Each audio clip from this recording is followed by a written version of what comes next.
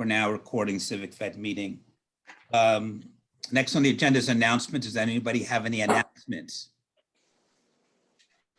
I'll make one, and it has to do with the results of the general election, since that dominated a lot of our conversations over the last few months. Right. Just on the state and the county ballot questions. On question 1 for the amendment, that passed with 75% of the vote. These results are as of yesterday, 2:48 in the morning. Okay. Question 2, sports betting, that passed with 67% of the vote. With regard to the county ballot questions, question A having to deal with property tax, there was an affirmative vote for 62% for question A. For question B, 43%. For question C, 61% in favor, 39% against. And for question D, 40, which was 9 districts, 43% in favor and 58% against. So that was my announcement. Anybody else have any announcements for the good of the order? Yes. Yeah, I have a question, Alan. This is Harriet. On those counts, they're still counting mail-in ballots, right? Does anybody know how many are left that they're counting? Because they still have days of scanning left. Jerry? This is Jerry. As of 9 a.m. this morning, there were 141,642 ballots remaining to be counted that have already been received by the Board of Elections, and 19,265 provisional, which leaves about 160,000 ballots to be counted. They started counting again at 9:30 this morning, and they're basically going to be counting almost every day till they finish the counting. Right. Thanks, Jerry. Any other announcements? Well, I want to remind people, the county council is working on the annual growth policy at the moment. And on the 19th, the planning board is going to be looking at the general plan. Very important public hearing. The planning board should postpone any final decision because the whole world has just changed, and a lot of businesses are not going to be looking at renting office space like they used to. Telecommuting is here to stay.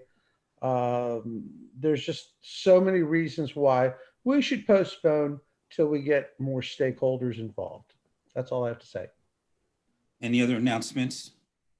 Yes, I just want to let everybody know I'm going to be muting everybody. So you'll have to unmute yourself if you're going to speak, and then please mute yourself again, because any noises that you make or hitting your keyboard or anything come out very loudly in the meeting. So Right. Thank you for understanding. Thank you, Jackie. Moving on to the next item of the agenda, we want to recognize our November community hero, Louis Wilen, who is joining us today from Olney.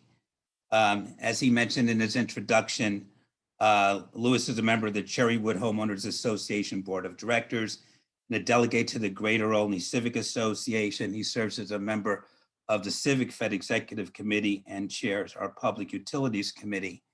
And we wanted to recognize Louis because of the really important work he's done at assessing the homeowners tax credit framework in the state of Maryland. And we're particularly interested in how it affected the people in Montgomery County. Everybody on our executive committee was excited to see Louis's name in the news and the attention that the press in the Washington and Baltimore area had given to his achievements. And so we have invited Louis to join us this evening. And Louis is going to take just a few minutes and tell us about this work with the homeowners tax credit. If you would, Louis. Okay, thank you, Alan, and everyone. That's an honor, actually. Just the homeowners tax credit is a property tax credit that that all, well, that the state gives, and then the Montgomery County, well, all of the counties also issue. So there's a state homeowners tax credit and a county homeowners tax credit. And in some of the municipalities, there's also a homeowners tax credit. And of course, Baltimore City has a homeowners tax credit. And in addition,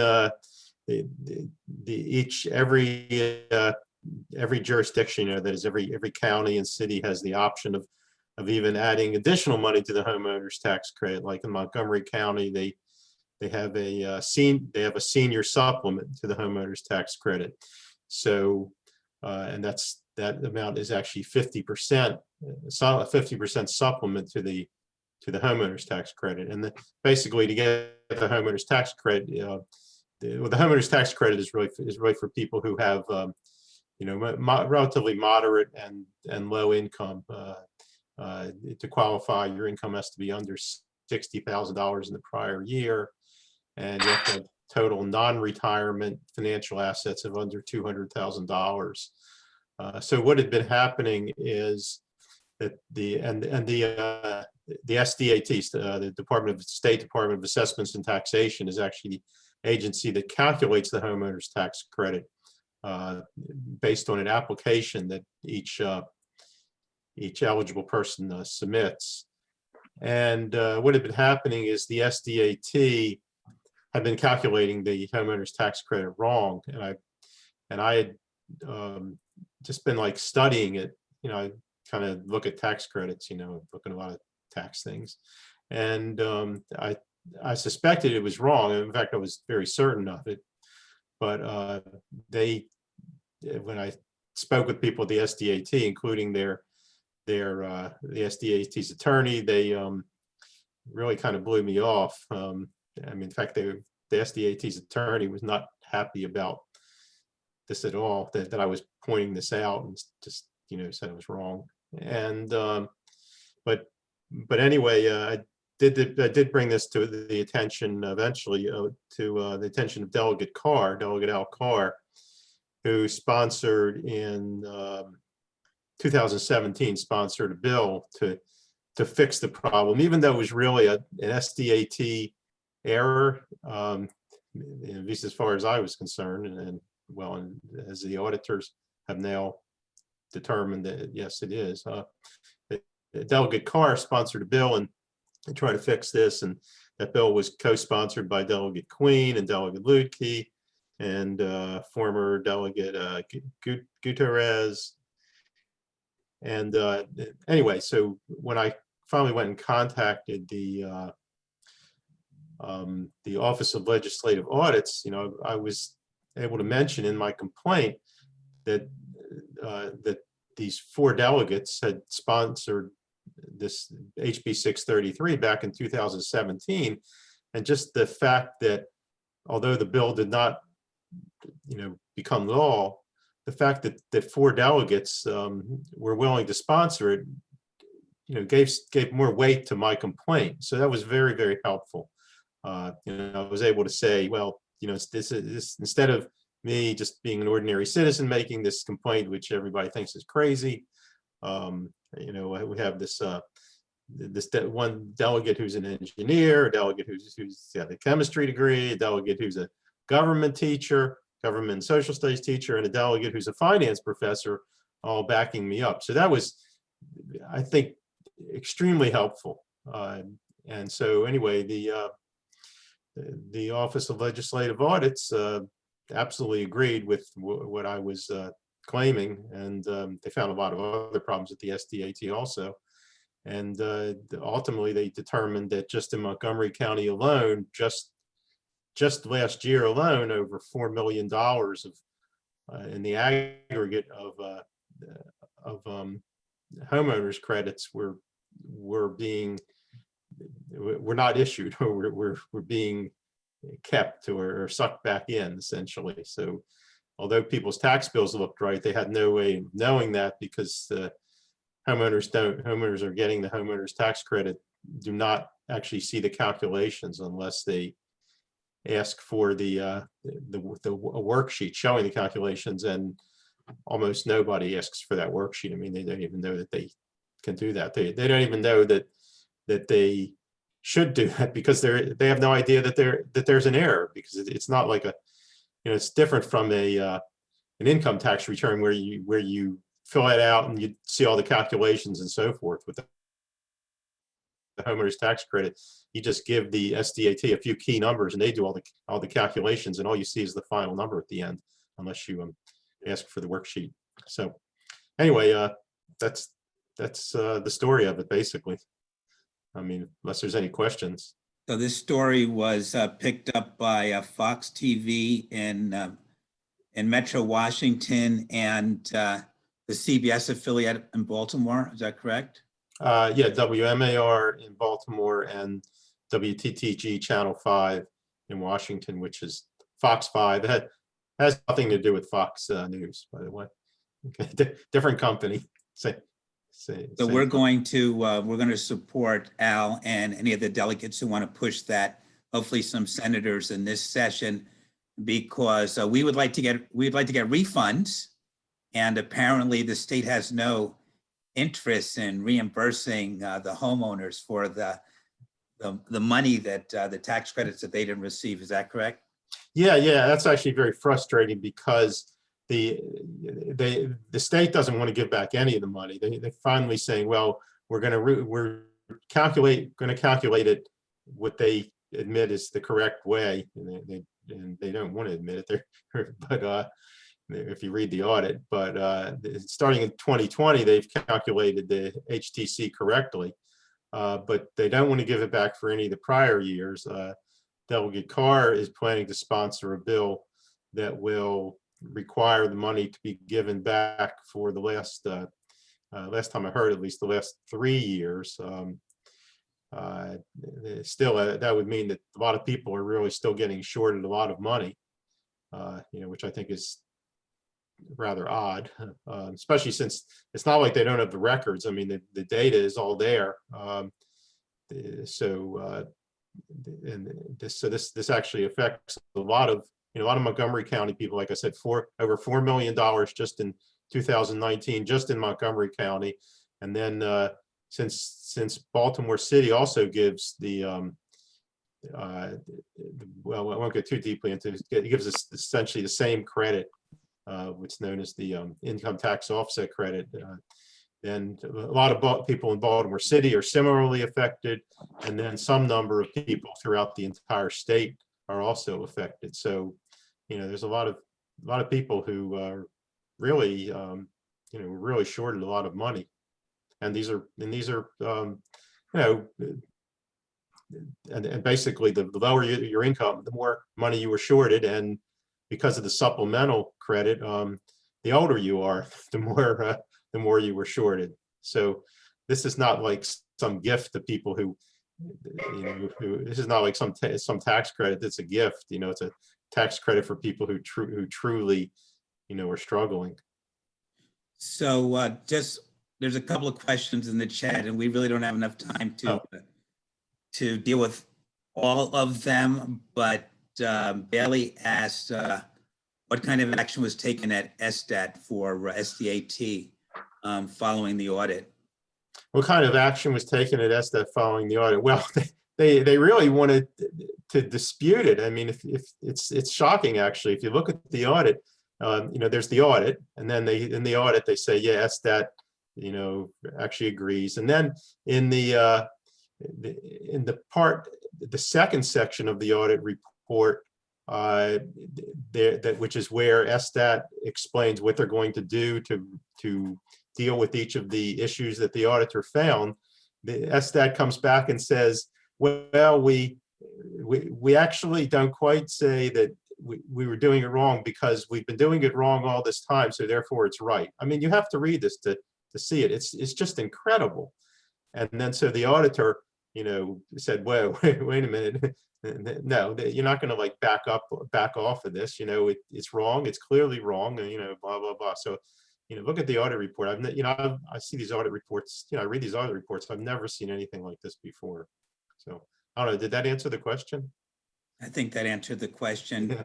Louis, on behalf of the executive committee and our members, congratulations and thank you for the work on behalf of the community. I'm gonna remove the spotlight so we can all show Thank you. you so we can applaud you or do whatever we're supposed to do here. So thank you very much for Thank you. Thank you. It's an honor. right back to gallery view. Now there's some hands and yeah, Paul and Jean. So that's great. Applause from Carrie Lamari. So I think now, and maybe we'll get your certificate, Louis. I think you've got a coffee mug coming that you can use for super tea from Carrie. Oh, okay. Thank you. Next thing on our agenda is tonight's program, and I'll turn it over to Jerry. Hi, my name is Jerry Garson. I'm the chairman of the Transportation Committee of the Montgomery County Civic Federation. We will have at least 3 or 4 speakers, maybe even 5 speakers tonight. Kevin Quinn, the administrator of the Maryland Department of Transportation. Maryland Transit Administration. We have Matthew Pollack, the executive director of the Purple Line. We schedule out David Fraser Hidalgo, chair of the Motor Vehicle and Transportation Subcommittee and Environment and Transportation Committee of the House of Delegates. We have Delegate Jared Solomon, and we have Chris Conklin, the head of the Montgomery County Department of Transportation. And I'll first turn it over to Kevin Quinn, who will give us a brief update on the effect on what is happening with mass transit and COVID-19.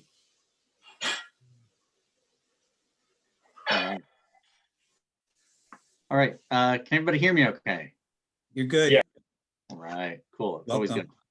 good. So first, thanks so much for having me tonight. Again, Kevin Quinn, administrator at MTA. And I live, I'm coming to you live from Towson. I live up in Baltimore County now, but I grew up in Montgomery County, so I always enjoy talking to Montgomery County residents. I'm a proud Paint Branch Panther and grew up in Burtonsville. And my mom's a retired Montgomery County school teacher. My stepdad was a guidance counselor. So I feel like I have very deep roots in Montgomery County. So happy to be with you.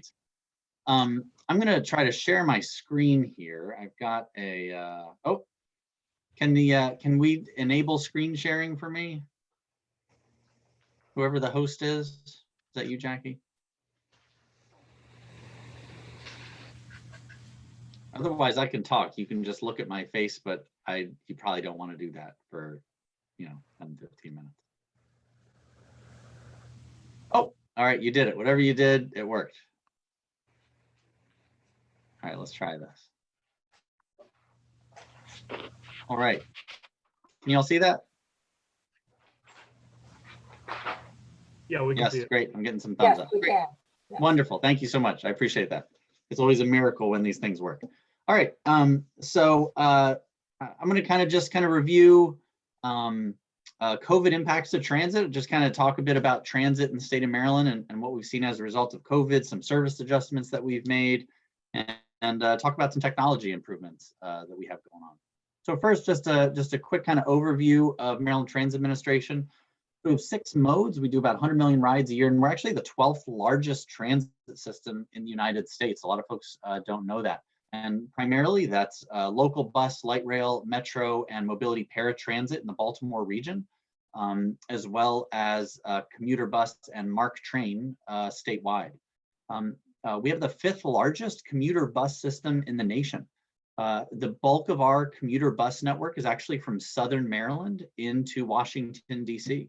It's pretty incredible. We've got a pretty wide commuter bus network, 6th largest paratransit system, pretty large local bus system, operating budget of $850 million, capital budget of $3 billion over 6 years, and $140 million in operating funds that we give to locally operated transit systems such as Ride-On. So let me kind of just dive into COVID-19.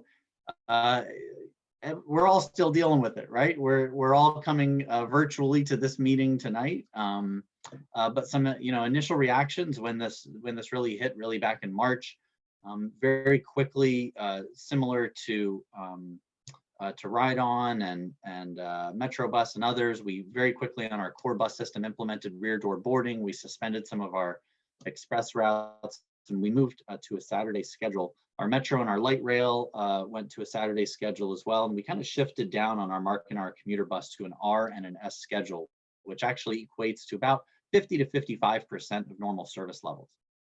We also put out essential travel and face covering requirements and tried to get as much information as we could out to the public as fast as possible. Things started to get a little better. We had that mid-March service adjustment, and then we restored service to kind of regular levels back on July 12th. And at that time, we resumed front door boarding and cash fare collection. So everything kind of went back to normal for a little while. We had our local bus again, but go back to a regular summer schedule, light rail and metro. So, I think what's happened with us and what's happened with a lot of transit agencies are a lot of these ups and downs, right? As we try to adjust to some of the increase in cases. If you remember when this first came out, there was really a lot of panic and everyone trying to figure out how to get their hands on this. And so that resulted in a lot of service adjustments that we had to make. But a lot of the actions that we took, a lot had to do with protecting riders and protecting employees. And in particular, focusing on vehicles, buses, and rail cars. So we did a lot of disinfecting, a lot of fogging. That effort still continues today, whether that's on metro cars, light rail cars, MARC train, commuter buses, you name it. Every single one of those is cleaned at least at a minimum once daily, if not twice, especially on those high touch point areas, the bars that people grab onto, things like that. Our frontline staff all have appropriate PPE. We implemented COVID-19 screening at all of our facilities, and a lot of our contractors are doing this as well. So if an employee shows up, they're asked a series of screening questions. Some of those facilities or some of those employees, if they're coming back from being out, are temperature screened. And we're actually one of the few agencies I've learned recently in the nation that are actually screening employees as they're coming in, for transit agencies at least.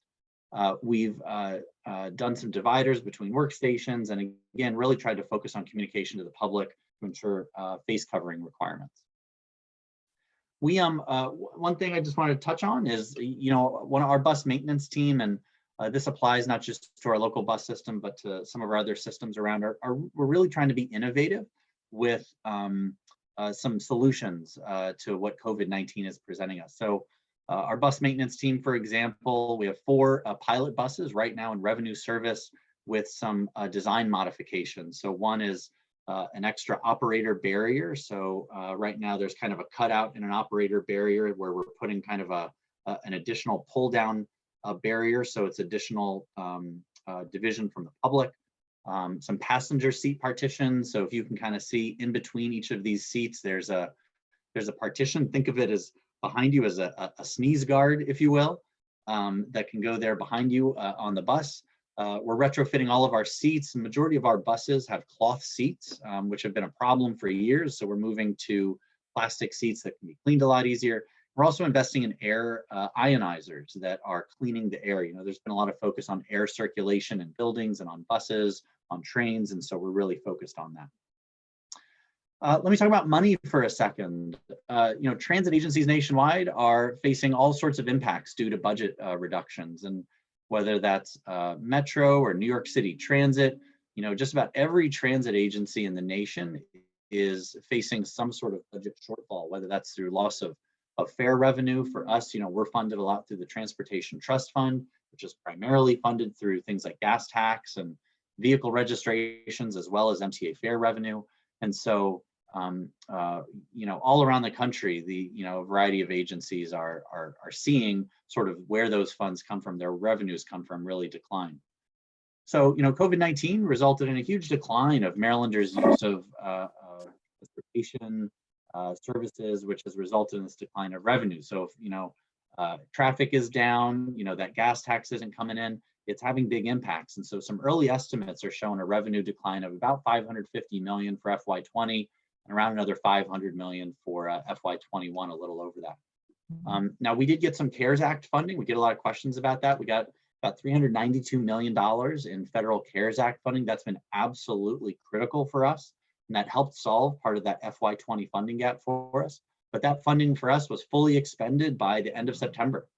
And so, we As a result of that, FY 21 is looking at all of MDOT to reduce its operating budget by 98 million and the 6-year capital budget by about $2 billion. And again, that's sort of numbers for all of MDOT, which includes not just MTA, but also State Highway Administration, Motor Vehicle Administration, the airport, the Port Administration. So all of that is under, we're part of that umbrella.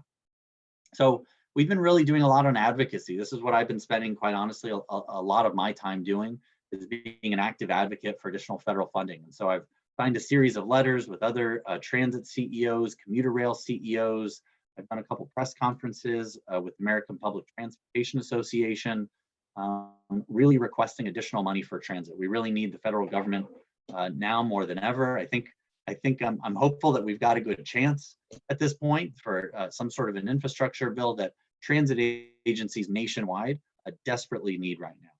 We've been really communicating a lot with our Maryland congressional delegation. They've been very supportive, but we're going to continue to advocate for that additional federal funding for transit, and because we need it. Let me talk about ridership for a second. So this is just kind of a ridership update.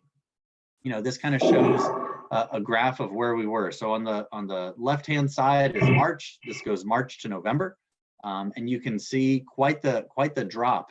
And so what you see is that dashed line is sort of the MTA average. That black dashed line is our average. But you can see in red is core bus that went down and dropped about 60% of normal levels. We're backed up to around 50% now.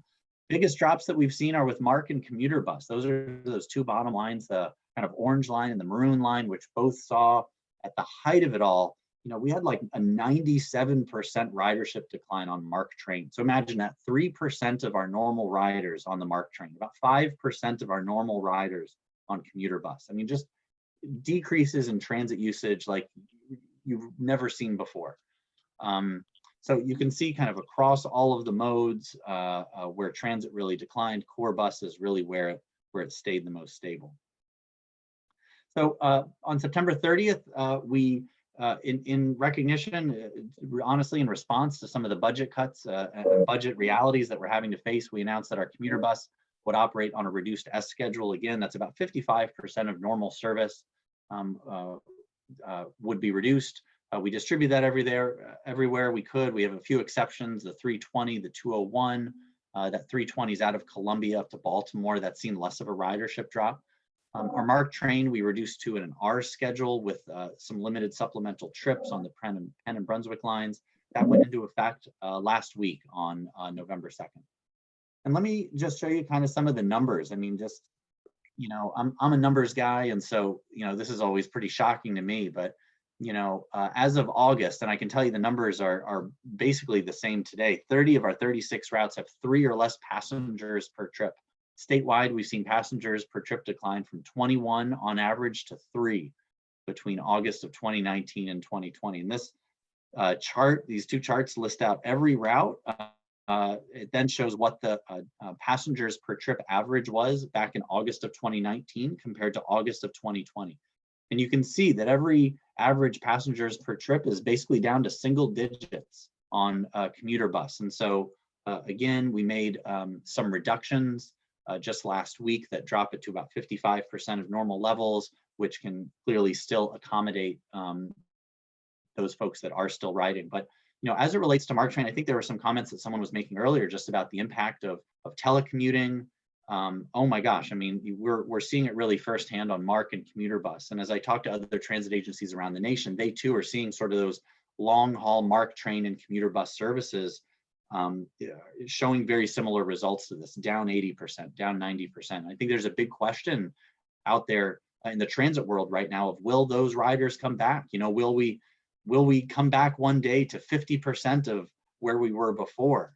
You know, there's just so many companies right now that are seeing the benefits of telework and that they're able to be productive that way, perhaps reduce some real estate space. But this is still an ever evolving story. Lastly, let me just touch on some technology advancements. So despite the fact that, you know, COVID was going on, we were able to launch real time on our MARC train service. And we integrated it with the transit app. If you don't have the transit app, I highly recommend you download it. we now have on the transit app our MARC train, our commuter bus, and our local bus system. Our light rail and metro are currently in development, but we tied those into also some of the real-time signage at the MARC stations as well, so that they're all connected in terms of when trains are coming and they have the appropriate real-time arrival predictions. We've also continued to make improvements to our Charm Pass mobile ticketing. So, you know, Charm Pass is our mobile ticketing app. It's our if you go on the App Store, it's the highest rated mobile ticketing app among 20 US agencies. It's a fantastic mobile ticketing app. I highly recommend you use it. We've seen about 3.4 million purchases since our launch. And we continue to push the transit app itself, which gives real-time predictions with about 80,000 monthly active users in September of 2020. So that's kind of my update. I'm going to try to stop sharing my screen here if it lets me. Look at that, it did that. So that's kind of the impact on COVID. You know, I guess I'll just say that, you know, we're still continuing to try to push forward a lot of agency priorities. There's a lot of planning going on right now. We just finished our regional transportation plan for the Baltimore region. We're also just starting work on a statewide transit plan that where we're looking at all the locally operated transit system in Maryland, the Baltimore system, commuter bus, MARC train, and really how we can finally integrate it kind of once and for all. You know, there's different fare systems that are out there, different kind of fare reciprocity agreements. You know, so whether, you know, Howard County Transit accepts an MTA pass from a rider, or whether a rider can present an MTA pass on Howard County Transit, you know, are they reciprocal? So we're trying to nail that down, but really, whether it's fare passes or whether it's schedules, really trying to marry up all the transit that we have in the state, because we have a lot of transit. We've got to really maximize what we have to have a truly effective transit system throughout the state of Maryland. So with that, I'll kind of just close, and Jerry, you know, I'm happy to take any questions, and you know, wherever you want to take it from here. This is Jerry Larson. We have a question. Can we obtain a copy of your presentation that you've just given us so we can post it on our website? Just send it to me, yes, and I'll get that's it fine. posted. Totally fine. Yes, absolutely. And there was also a question, what is paratransit? I think you might want to give what not everyone is fully familiar with all the acronyms. Yeah, absolutely. So paratransit, so for Baltimore region, it's mobility. And basically under the Americans with Disabilities Act, we're required to provide complimentary transit service to individuals with disabilities within 3/4 mile of any fixed route that we have. And so that's, I think Metro's is Metro Access. So if you see those kinds of vans and buses around, that's their paratransit service. Okay, this is Jerry again. We received a question about the ridership or really traffic conditions, and basically on my analysis of the two places that we have traffic counters on the Beltway, we see anywhere from about a 7 to about a 17–18% decrease in traffic. Traffic basically hasn't gone down. We suspect a quantity of people from mass transit has just started riding in their cars or not going to work. Basically, they're working from home. I assume you're working from home also. And instead, we can wait a little bit to take the questions. Why don't we introduce Matthew Pollack, who's the executive director of the Purple Line. He's actually a Maryland Department of Transportation employee. Why don't we let him give a presentation? We'll let everyone give the presentations, then we'll open it up to questions. Okay. Thanks, Jerry. Can I share my screen too? Let's see. Oh, it looks like I can. So one of the things I've learned is if your boss says he's bringing a PowerPoint to the meeting, that you got to bring one too. So I will. I can't let Kevin outdo me here. So thank you all very much. Thank you, Jerry. Thank you, Alan. I'm happy to be here with the administrator, and I'm looking forward to the day when we can actually all meet in person. Matt Pollack, Executive Director for Transit Development and Delivery for MDOT MTA, and I am responsible for the Purple Line project. I've spent most of my career in public transit. I've been involved in light rail projects since the early 1990s. My experience includes light ups light rail startups and expansion projects, St. Louis, Pittsburgh, London, Charlotte, to name a few. However, without a doubt, being able to join the Purple Line project here in my home state is a real source of pride. Like Kevin, I grew up in Montgomery County too. I grew up in the White Oak area of Montgomery County. I live in Prince George's County now. I'm honored to be on the job, and I am here to take this project to completion. Here's the map showing the Purple Line alignment. We start at Bethesda Metro Station on the west side. From there, the alignment runs off-street and generally parallel to the Georgetown Branch Trail, all the way up to the Silver Spring Metro Station. From there, the alignment becomes street running along Bonifant and Wayne Avenue. We get a little bit beyond Sligo Creek and up to Manchester Place, and the alignment enters a tunnel, exiting on the east side at Arliss Street. The alignment then continues on dedicated right-of-way on Piney Branch, and then quite a long way on University Boulevard, crossing into Prince George's County and continuing to the University of Maryland. At the University of Maryland, the alignment is mostly street running and generally follows Campus Drive until it reaches the College Park Metro Station. From there, the alignment is back on dedicated right-of-way, and it follows River Road, Kenilworth, Riverdale Road, and then Veterans Parkway, at which point it is very near the east end of line. The alignment goes back into street running up Ellen Road, and then we terminate at the new Carrollton Metro Station. Many of you may be up to date on what's going on in the last couple months, but I do want to back up just a little bit. In May and June of this year, our concessionaire, Purple Line Transit Partners, PLTP, and our design build contractor, Purple Line Transit Constructors, PLTC, sent in notices of termination for extended delay. The state disputes the validity of an extended delay as defined in the P3 agreement. And from that point on, we sought to keep both of them on the project. We had a temporary restraining order on them in August.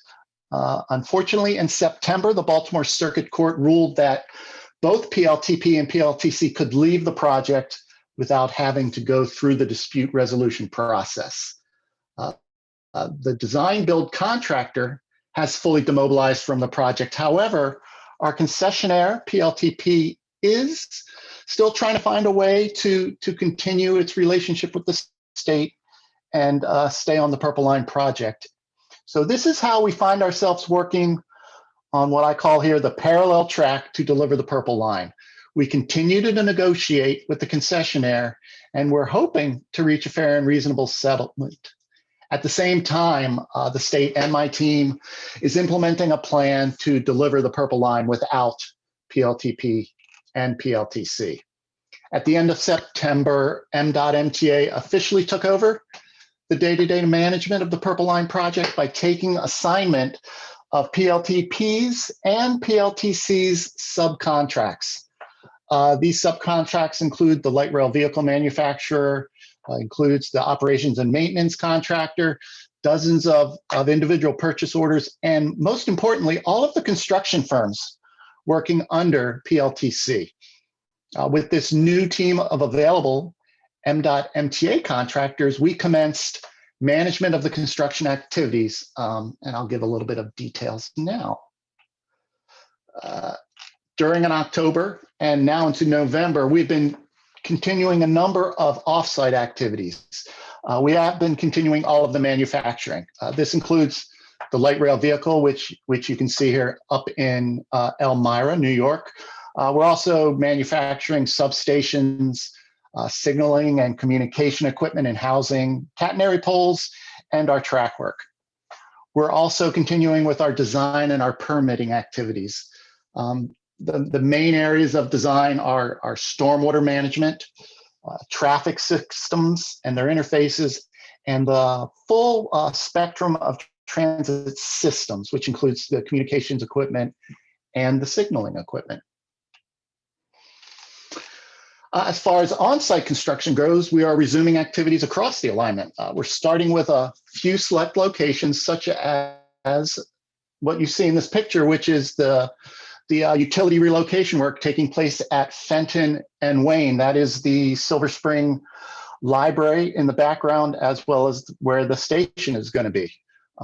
As these contractors come online, the volume of work will increase. Our current work includes utility relocations, which is Passoa Construction, L&L Construction, and Garney Construction, who are helping us there. We're doing roadway milling and paving with Aggregate Industries and Pleasant Construction. Joseph B. Fay is out right now. Well, not right now, but this week, we're working on the Northwest Branch Bridge. We have MC Dean helping us out with electrical work and some systems work. We have a company called Empire Landscaping that's doing erosion and settlement control maintenance, and a company called Traffic Engineering Services providing maintenance of traffic support.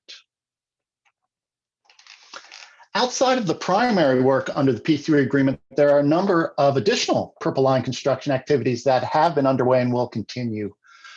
These activities include this photo, which is our Polk Street maintenance facility in Prince George's County, which we just built, as well as some environmental projects at Kengar Park and within the Paint Branch stream.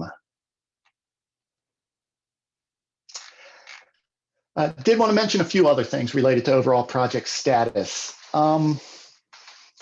Scope gaps. PLTC's departure from the project has presented some complexities associated with the resumption of the construction, primarily because 30% of the work was performed by PLTC itself. This creates scope gaps that need to be addressed through coordination with all of the remaining contractors. Equally important, it potentially creates capability gaps where certain construction activities may not be available through the remaining contractors and need to be put on hold for a while. A primary example of this situation is the blasting operations, which requires specialized staff and permitting. Project funding, on the other hand, while evolving, is in place and available. The Purple Line will continue to move forward with funding from the Transportation Trust Fund. The Transportation Trust Fund allows us to keep the project moving forward in the short term, while the long-term financing term plan is funding, procurement, and a schedule. It's still under development.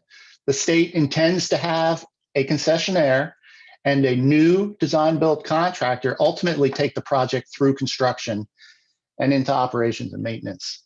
And certainly, along the way, MDOT and MDOT-MTA want to facilitate success through ongoing dialogue like this type of outreach, where we can talk to the community, to the residents and the businesses impacted by the Purple Line. We're trying very hard to minimize the confusion that's out there, and we hope that everybody will see this collaboration as a positive effort. With that, I'll just remind folks that we do have a phone number to call if you have any questions, as well as an email address if you want to email us any questions. You can also go to our website, purplelinemd.com, where you can sign up to get construction notices about what's going on, learn more about our community advisory team meetings, which are going on right now, and just learn a little bit more about the project. Thank you. Now, let's see. Now, how do I unshare? Wait. This is Jerry again. Okay. Yes. Can we get a copy of your presentation if you can just send it to me? I'd appreciate it. Yeah, absolutely. Yep. Chris Conklin, do you want to speak on anything what's happening in transportation in Montgomery County? I'm happy to. I didn't have a lot of notice of the meeting, so I don't have a presentation, but we're very happy. We'll forgive you. You probably know what's happening with traffic. Yeah, generally. I'm here every day, so I see it.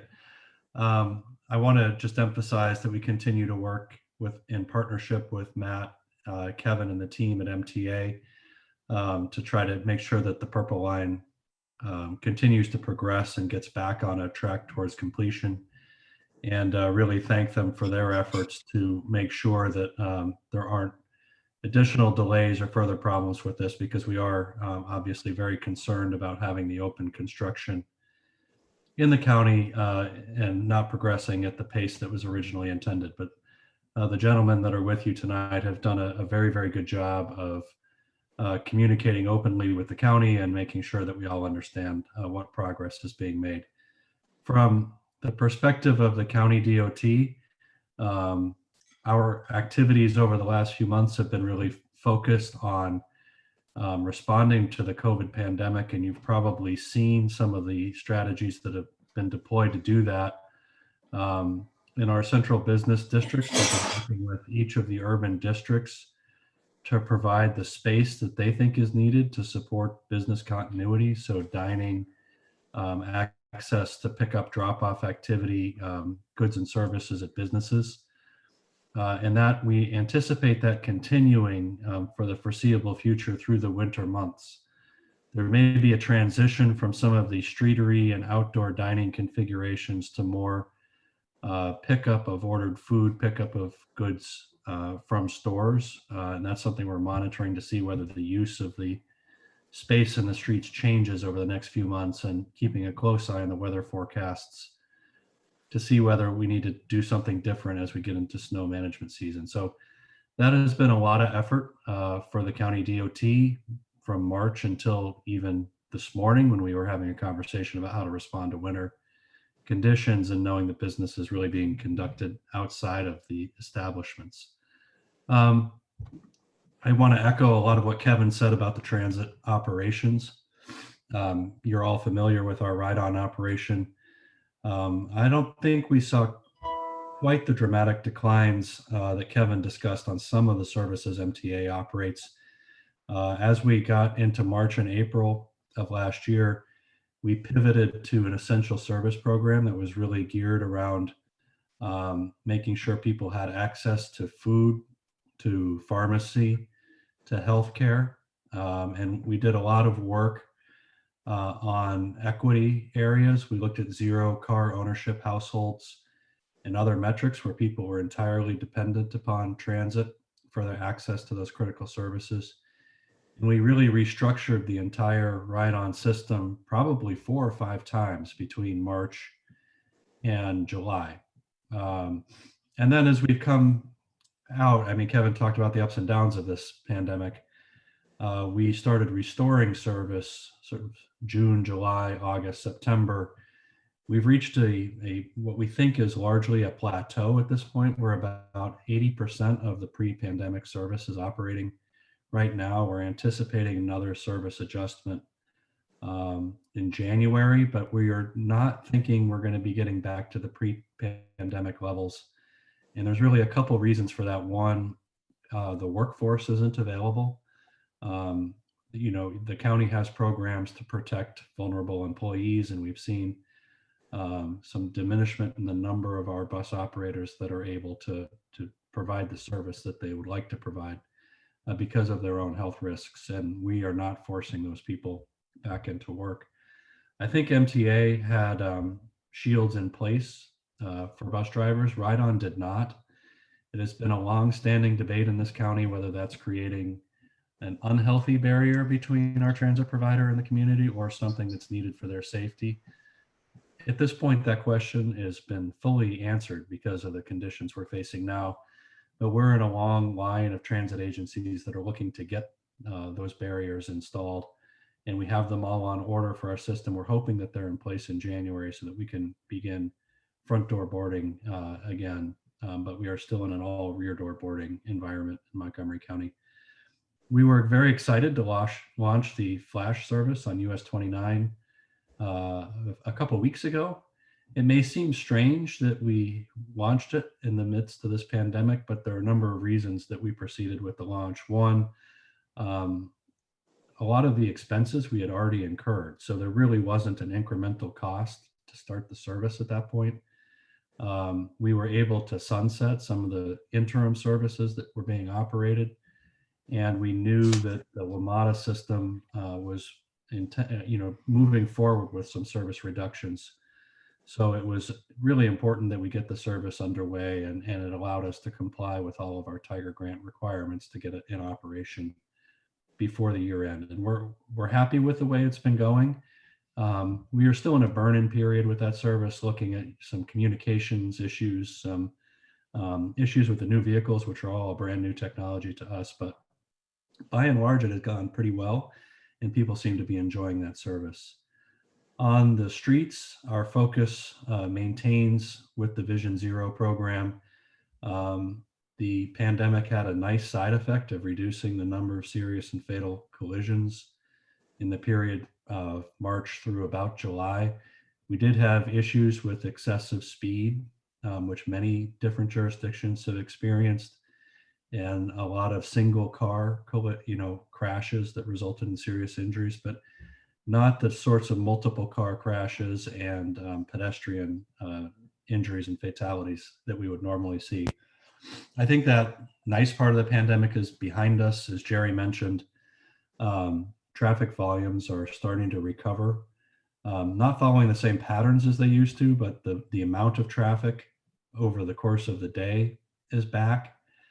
So we are seeing an increase in the number of collisions, particularly as we're into this fall period, which is typically the worst season for serious crashes and collisions because of the darkness, the holidays, and all of those things. The holidays may not have the effect that they did before, with a reduction in late night bar activity, the reduction in parties at people's houses, and that sort of thing. But we're hoping to end the year with fewer collisions and serious injuries on our road network.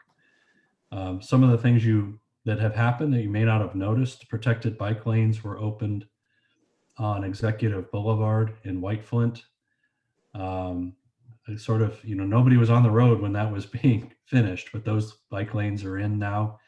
And we are working with the planning department and the White Flint Partnership and others to create a low stress network from the Bethesda Trolley Trail all the way through the Pike and Rose development and onto the Montrose Parkway bike trail system. So there's been a lot of work going on as we go into the winter.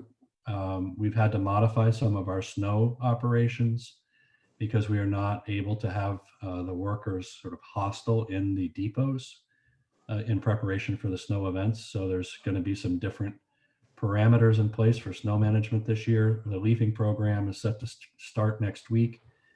Those of you who live in the Down County might be looking forward to us picking up leaves. That's starting next week. We resumed all of our normal operations in July. A lot of our maintenance activities had been curtailed March through July. We started mowing a little bit earlier than that because we just noticed it was starting to create some safety concerns with sight distance and other things earlier than that. All of our construction activity continued unabated through the pandemic. You may also note that we opened the Wheaton building, which is a $180 million county facility, the largest that I'm aware of that has ever been built. And the parking garage 13 opened below that building also last month. So it's been a very busy period. We haven't had the interaction with groups like this that we're accustomed to. Virtual meetings have continued on a lot of projects. But it is nice to see all of you on the screen tonight and look forward to any other questions you have. Thanks, Jerry.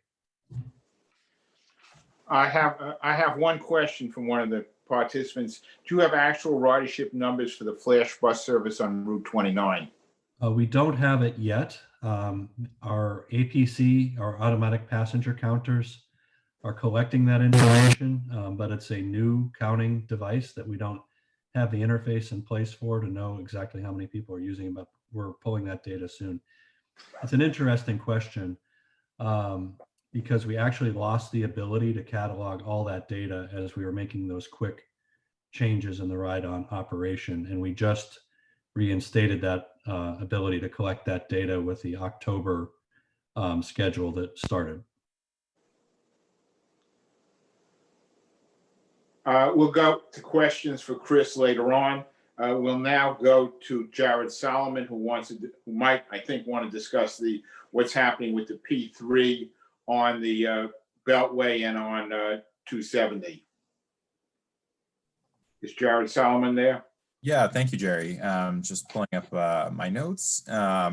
it's good to be with you all tonight. And I really appreciate Kevin and Matt and the team from MTA being here as well. I feel like we keep seeing each other on Zoom. At some point, we'll all be able to gather in person again, but I do really appreciate Matt in particular taking the time out with his team from the Purple Line Project to come and do a couple of community walkthroughs. I know some of the community Civic members who are on the call have participated in that. So I really appreciate Matt spending so much time in our neck of the woods.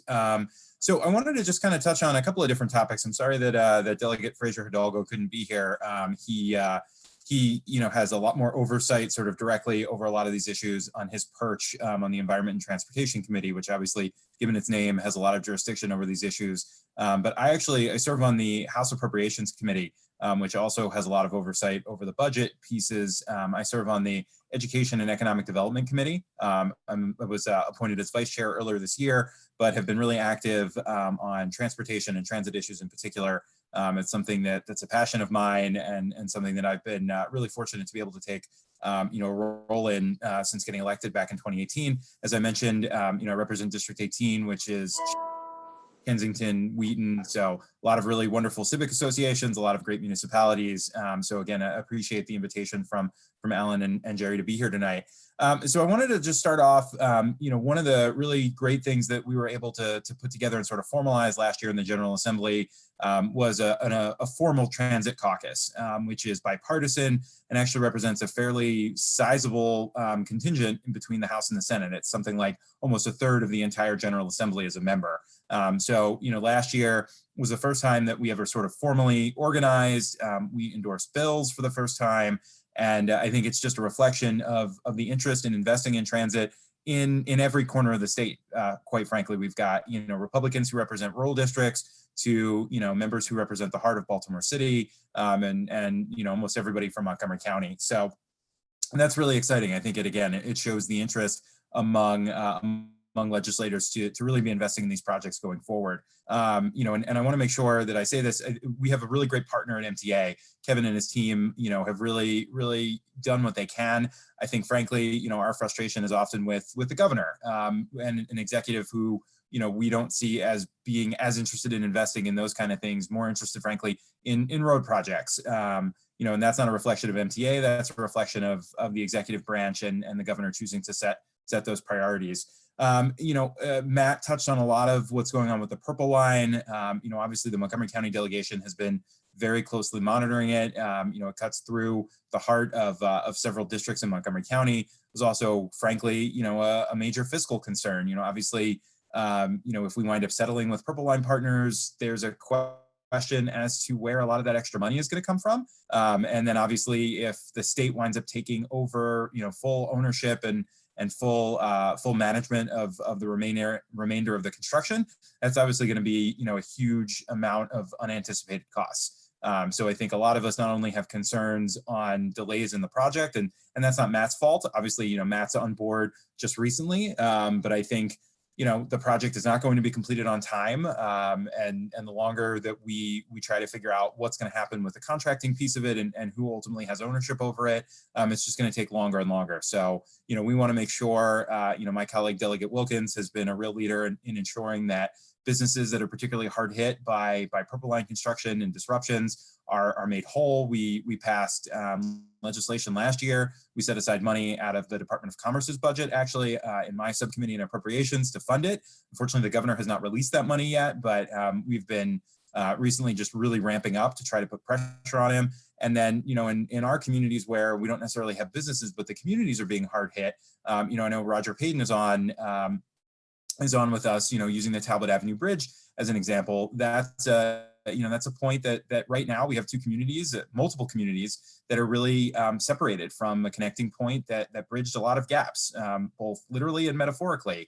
And we appreciate that MTA and Matt and his team are doing what they can to get that completed as quickly as possible. But the disruption just causes more of a delay. So many of us are just closely working with MTA to make sure that not only the project gets completed, but we're able to minimize the disruptions, and that a lot of the promises that were made, by the previous contractors are kept. Jerry mentioned 270 and 495. That's an issue, obviously that many of us have been involved with from really day one. The Beltway runs through the heart of my district. It's about 5 minutes from where I live in Rock Creek Forest. And, frankly, I think many of us have been skeptical of what we would call a boondoggle from literally the day that it was announced. And so, there's been a number of pieces of legislation introduced, many that made it out of the House of Delegates. One of my bills in particular has been sort of the leading rallying cry. It's last session, it was the Public-Private Partnership Oversight and Reform Act. And I'm really proud that that made it out of the Senate. I think, in a year, as many of you I'm sure are aware, our legislative session earlier this spring in 2020 ended early, about 3 weeks early, which is the first time that's happened since the Civil War.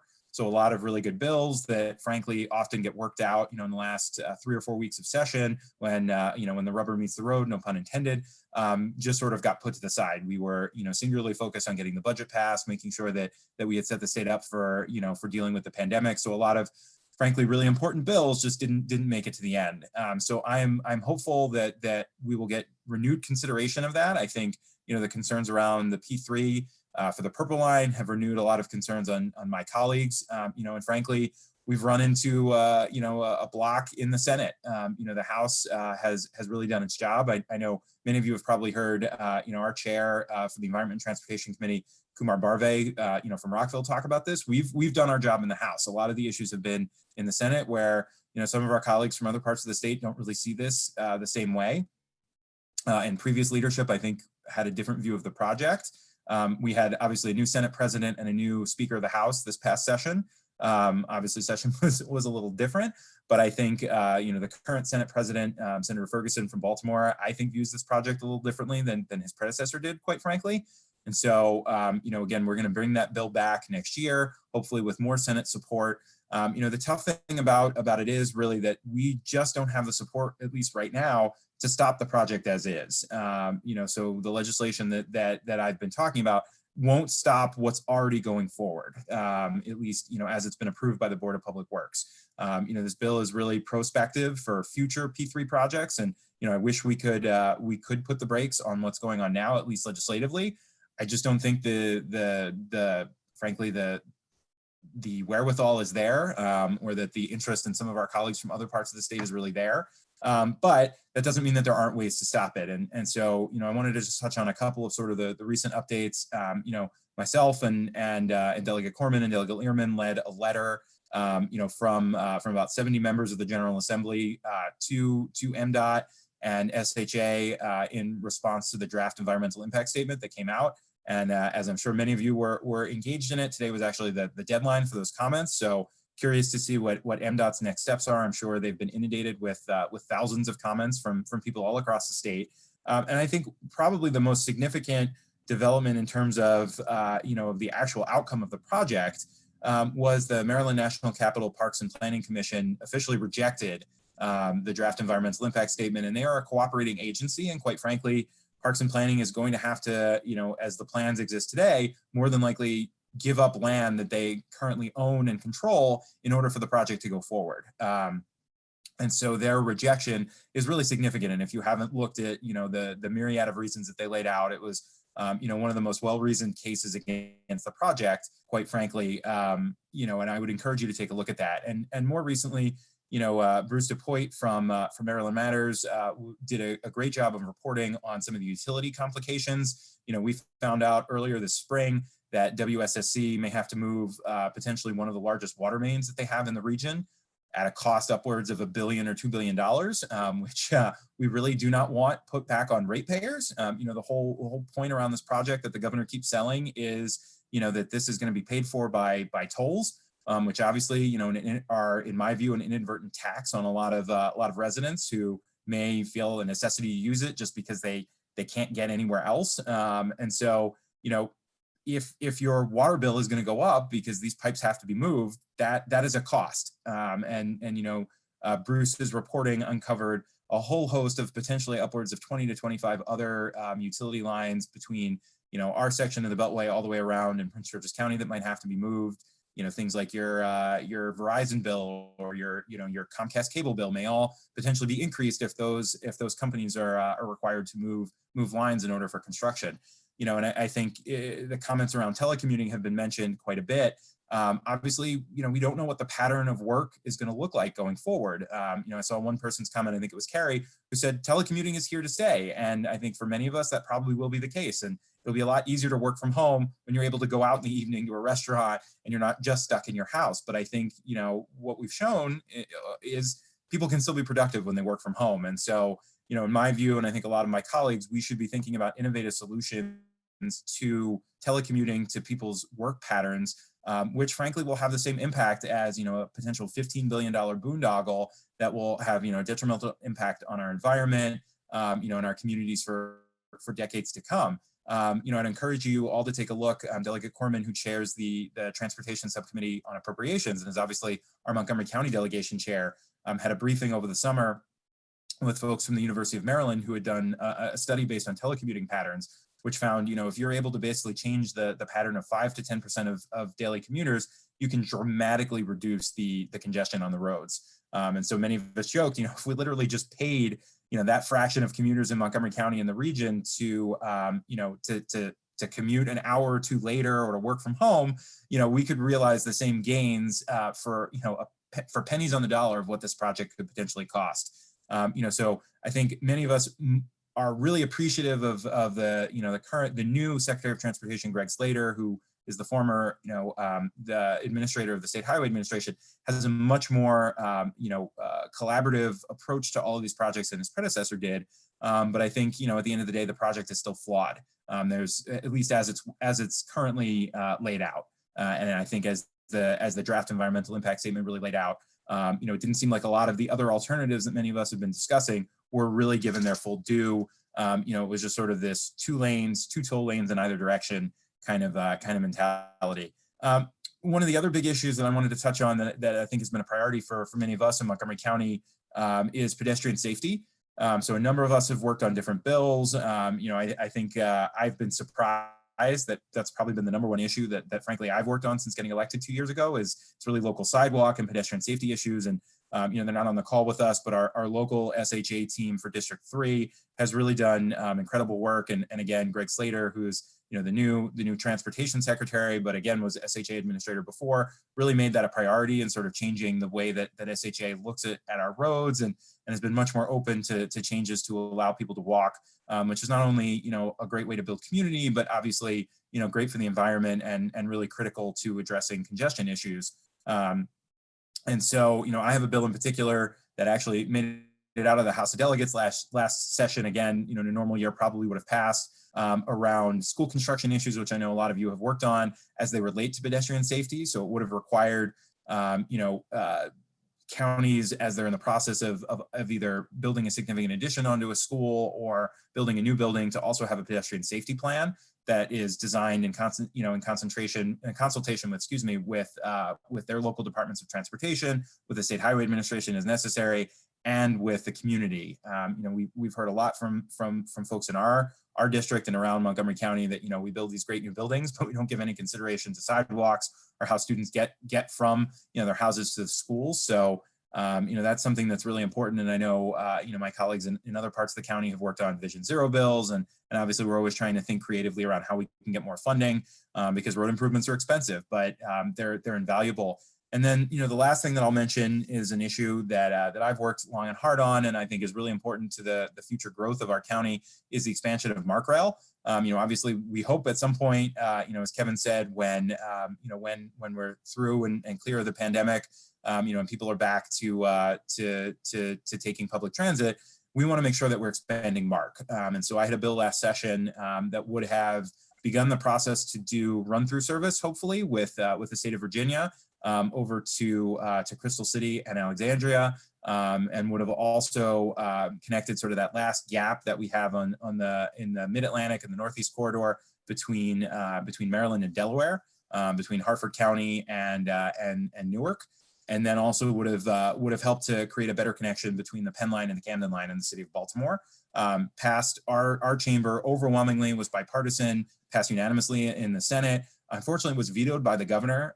You know, based on costs. A lot of really good bills were vetoed because, you know, they cost some amount of money. Again, I want to thank Kevin because his team has done really a lot of great work in trying to move this forward, even in the absence of the legislation. But from I think my perspective and a lot of my colleagues, we're looking at the state of Virginia, which in December of last year announced a $4 billion expansion of rail. A public-private partnership between the state of Virginia, Amtrak, and CSX, to really revolutionize, frankly, their passenger rail system in the state and extending, the Northeast corridor really through the state of Virginia to North Carolina. And, again, Virginia realizes they can't build roads alone will not solve congestion issues. And we know that, with Amazon moving to Northern Virginia, we want to be able to, to take advantage of that. We want people to be able to live in Maryland.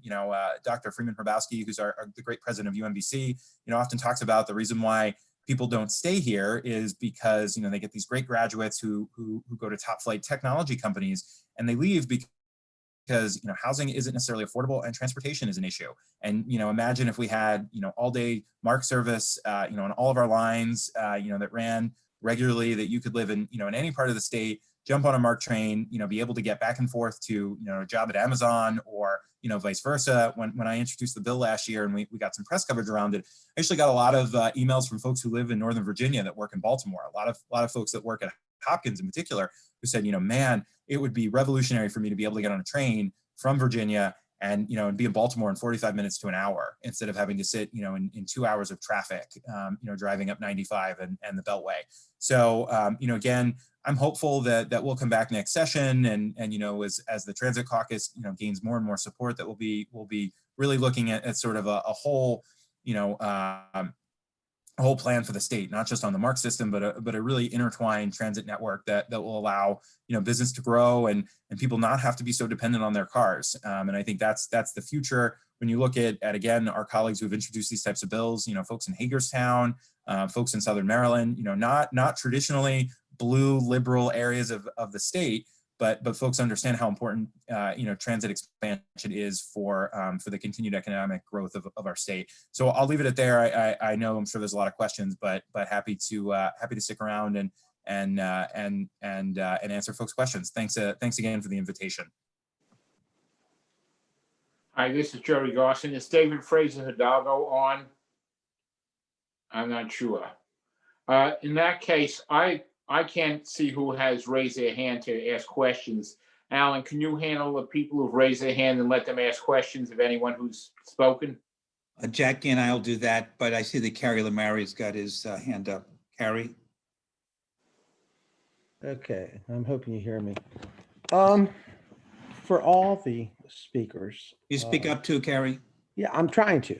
Okay, for all the speakers tonight, as you know, we're civic activists, and the most critical thing that we need is data. We need information. Our CIP revolves around, issues related to how much transit we have, where it's needed, where it's not needed, what percentage transit to automobiles, et cetera. Our growth policy, same thing.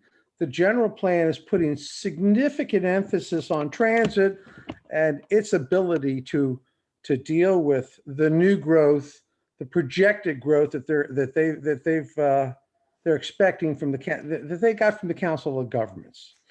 Now, is there any way that MDOT and as far as Montgomery County, I was really troubled when you said that you lost your data. This is 2021. This is 2021. There's so many backups. I can't imagine our county losing data.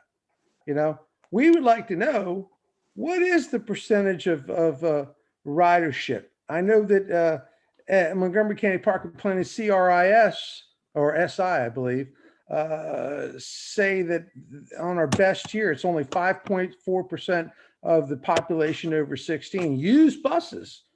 I don't know how accurate that is, but if we could get some kind of a chart that relates routes to ridership, to also population versus ridership, that would give people an idea whether the CIP projects on CIP Fed committee's on the right track, whether the planning board's on the right track with the general plan, et cetera. If you have a comment, I'd like to hear that. Yeah, I can respond to part of your question about the data. It wasn't that we lost the data. We were able to get the aggregate numbers. But normally with our schedules, we have a bus that logs into a particular route and a particular schedule. And that data is automatically linked from the vehicle to the route that it's running. But the routes were changing so frequently and the vehicles were going in for cleaning more than once per day. So the connection between the various vehicles and the routes was lost for a period of time. So we have aggregate system-wide ridership data, but we don't have it at the level that we normally have it while those schedules were so fluid. So obviously it's down from what it normally is, but we do have the information and we're looking to see it recover. In terms of the longer term plans with the Thrive 2050 plan and the other objectives that are looking to rely on more heavily on transit, a lot of that depends on changing the nature of the transit that we're providing right now. We have a system that's coverage based that tries to give everybody access to a route within a half mile of their home with at least 30-minute frequency.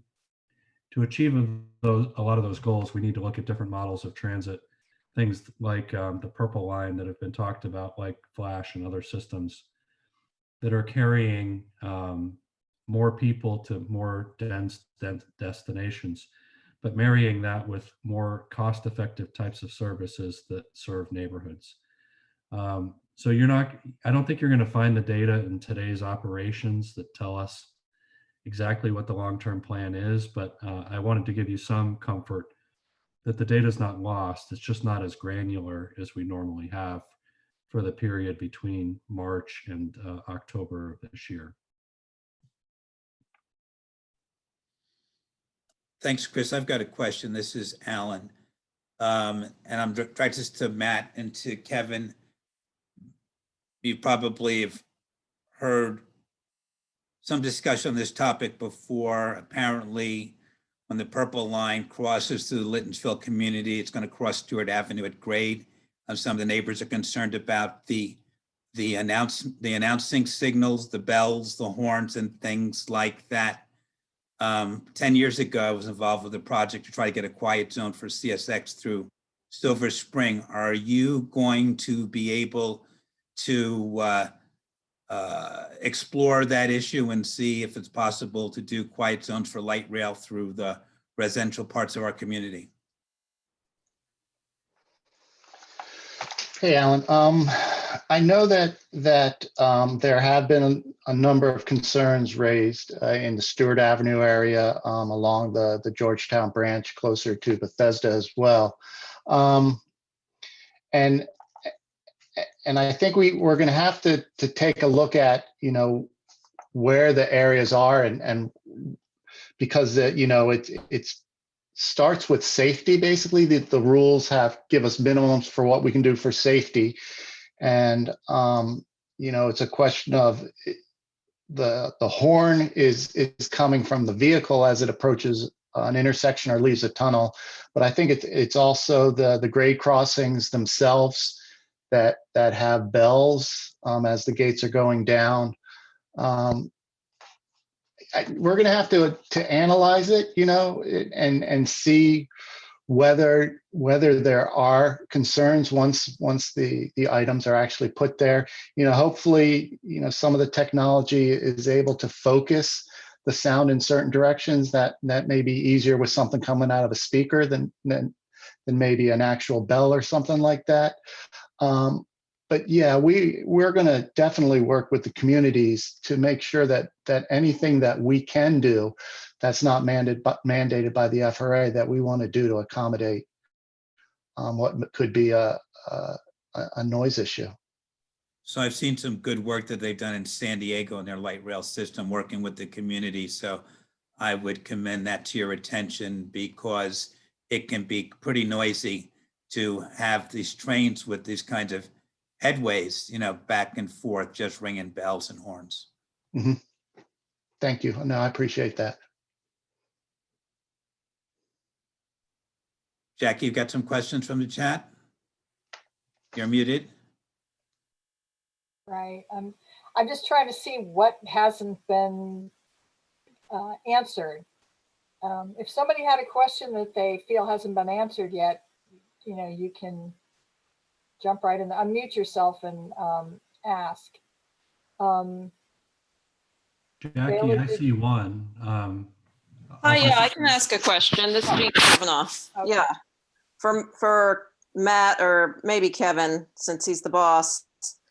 If MDOT or Maryland does not prevail in rescuing or preserving the current P3, will you all go back to the drawing board with a new P3?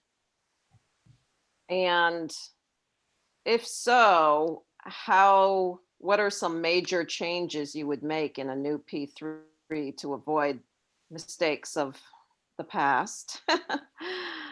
And will a new P3 have to go through the whole review process again?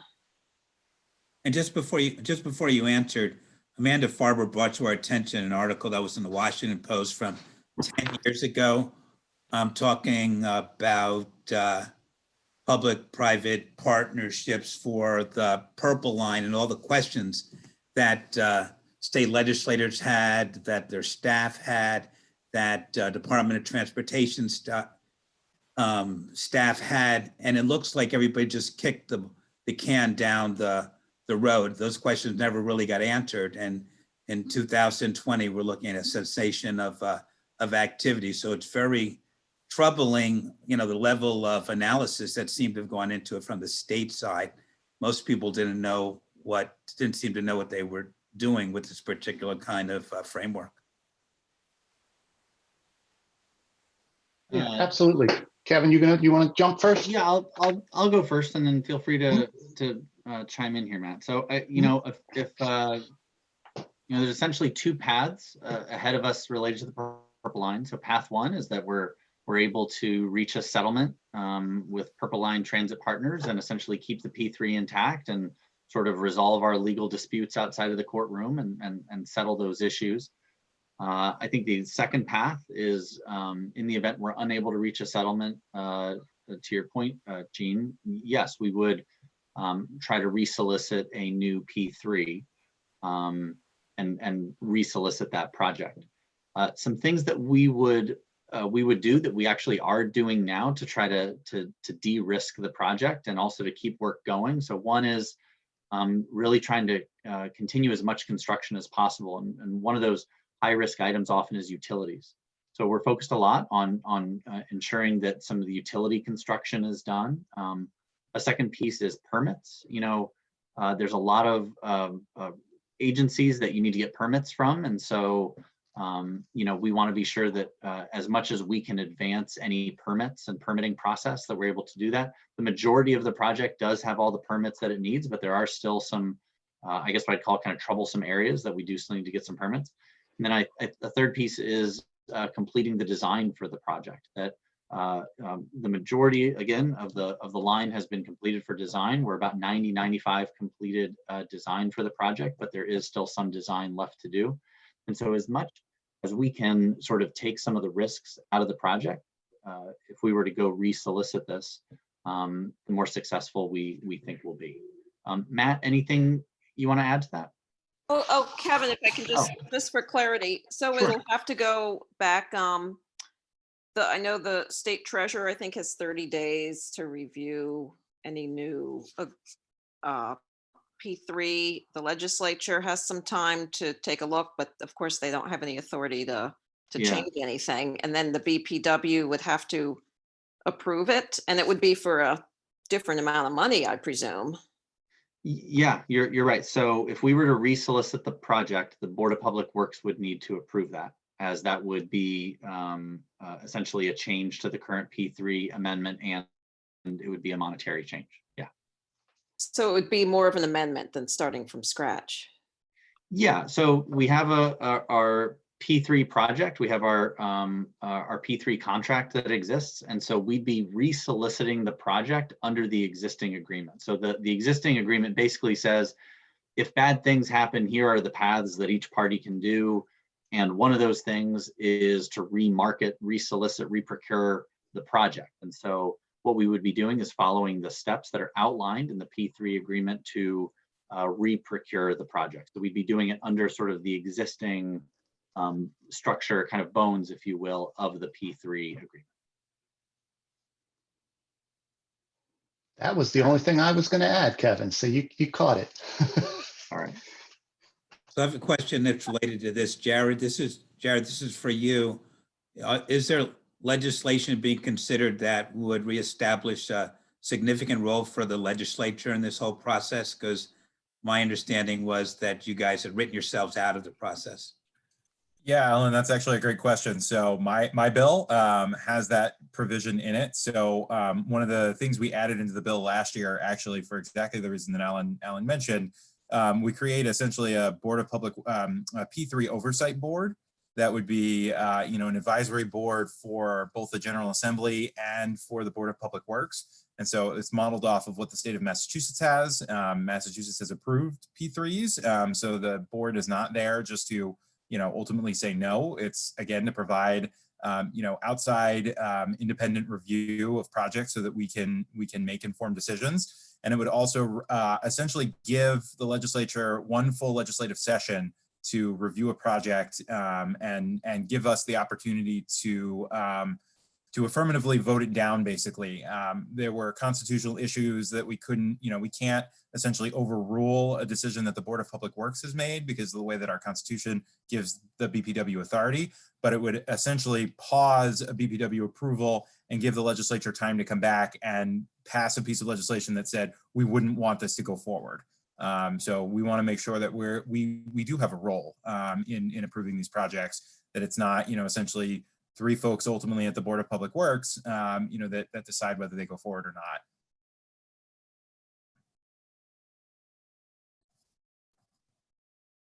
I have a question.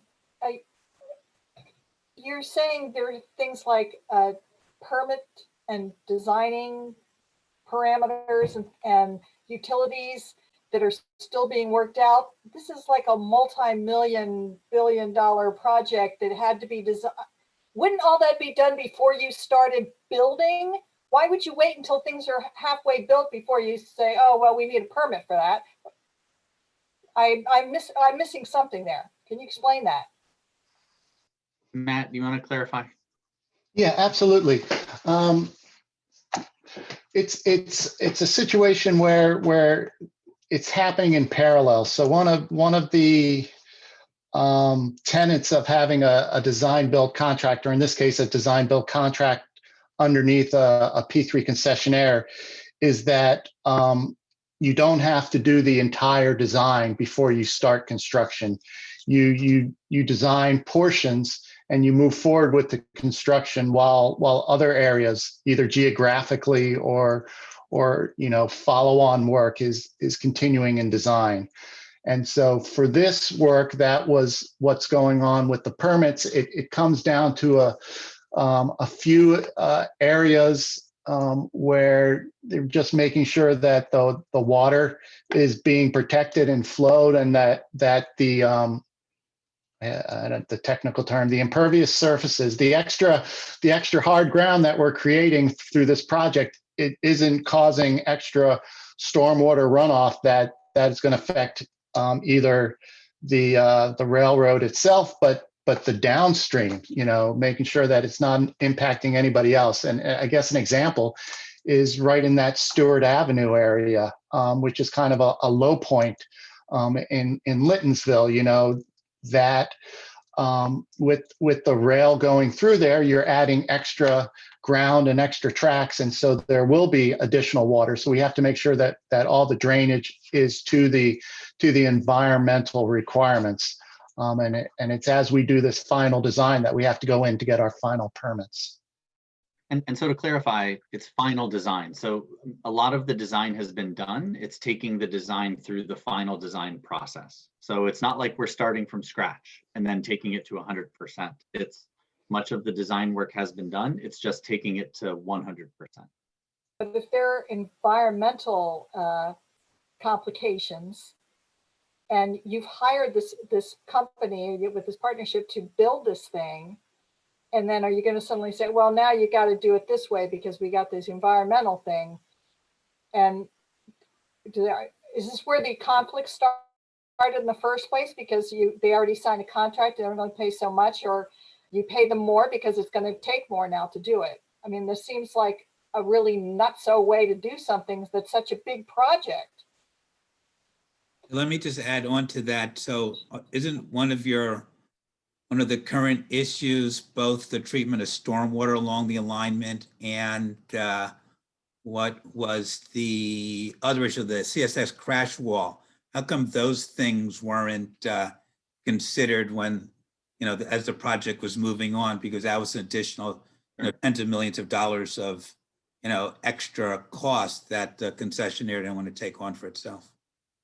Sure. So I guess what I'd say is I think we have a difference of opinion with our concessionaire on this. So, for example, with the CSX crash wall, I think that the design builder, the PLTC, and this is what all the kind of claims and court stuff is related to, right? So CSX requires a crash wall, a certain solid structural wall to be built.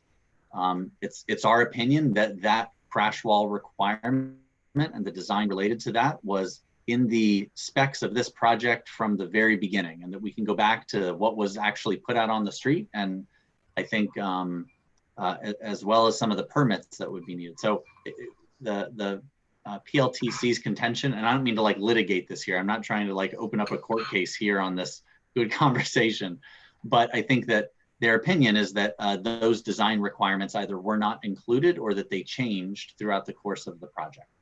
So our contention is we laid out what was done from the beginning. Their contention is no, that's not true. Things changed, regulations changed, and they were left to kind of bear the brunt of those cost increases as a result of those design changes. Clearly, we take issue with that and we disagree with that position. And that's really what the basis of a lot of those two claims in particular are around. And then I have another question before you go, Jackie, which is when we did the walkthrough for the Wayne Avenue segment between Manchester and Dale Drive, when we left that meeting, it was my understanding that MTA was going to send out a postcard to people along the alignment to tell them what the status of the project was, because some people don't get the Washington Post, some people don't see it on social media. And I thought that the government had an obligation to let people know what happened, because we were down to one lane in each direction. There were 10,000 barrels out there. There was noise from 5 o'clock in the morning until 3 o'clock in the morning, and then it just went away. And I don't think that the state gave the neighbors any real understanding of what was going on. So I thought there was a commitment to send something out, and you haven't done that yet, as far as I can tell. And I don't know that the CAT meeting is a good substitute for notifying the neighbors. Matt, do you want to take that? I mean, yeah, sure, Alan. Typically, and to tell you the truth, I don't remember this part about the postcard, but I may not have been part of the conversation at that time. What we have been doing is our construction emails and our construction, what is it, tweets? I'm sorry, I'm old. So we have both, we send it out on Twitter, we send it out by text message, and we send it out by email for the folks who have signed up for the construction updates. So for instance, for all of the work that was taking place along Wayne Avenue for the past month, we've been sending out the updates for that. We don't typically send out updates when something is not happening. I hear what you're saying, and I'm not really sure how we can create outreach to everybody to say that the work may potentially be on hold, but I guess it's something we can think about. Well, I remember a commitment to send out a postcard to people within a half mile on either side of the alignment, at least in East Silver East Silver Spring and during the Mike Madden era, there were times when there was mailed correspondence that went out to residents in the area, either about coming to a meeting or about some development. So I'd ask you to think about that, because people ask us questions all the time, and some people are just not very facile with tweeting and social media. Okay, no, thank you, Alan. I appreciate that input. There are just a couple of questions that had been put on the group chat. So the first one is, what long-term financing options are you evaluating? Yeah. Sorry, I'm making a note.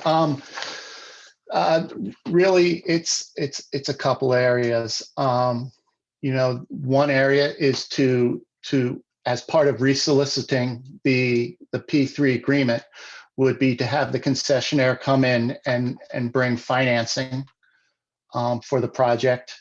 Another option would be if the state feels that they have enough funding in the near term to handle the construction, then we could fund it without private financing, basically using the same loan methods, the TIFIA loan that we would apply for through the federal government in combination with the Transportation Trust Fund.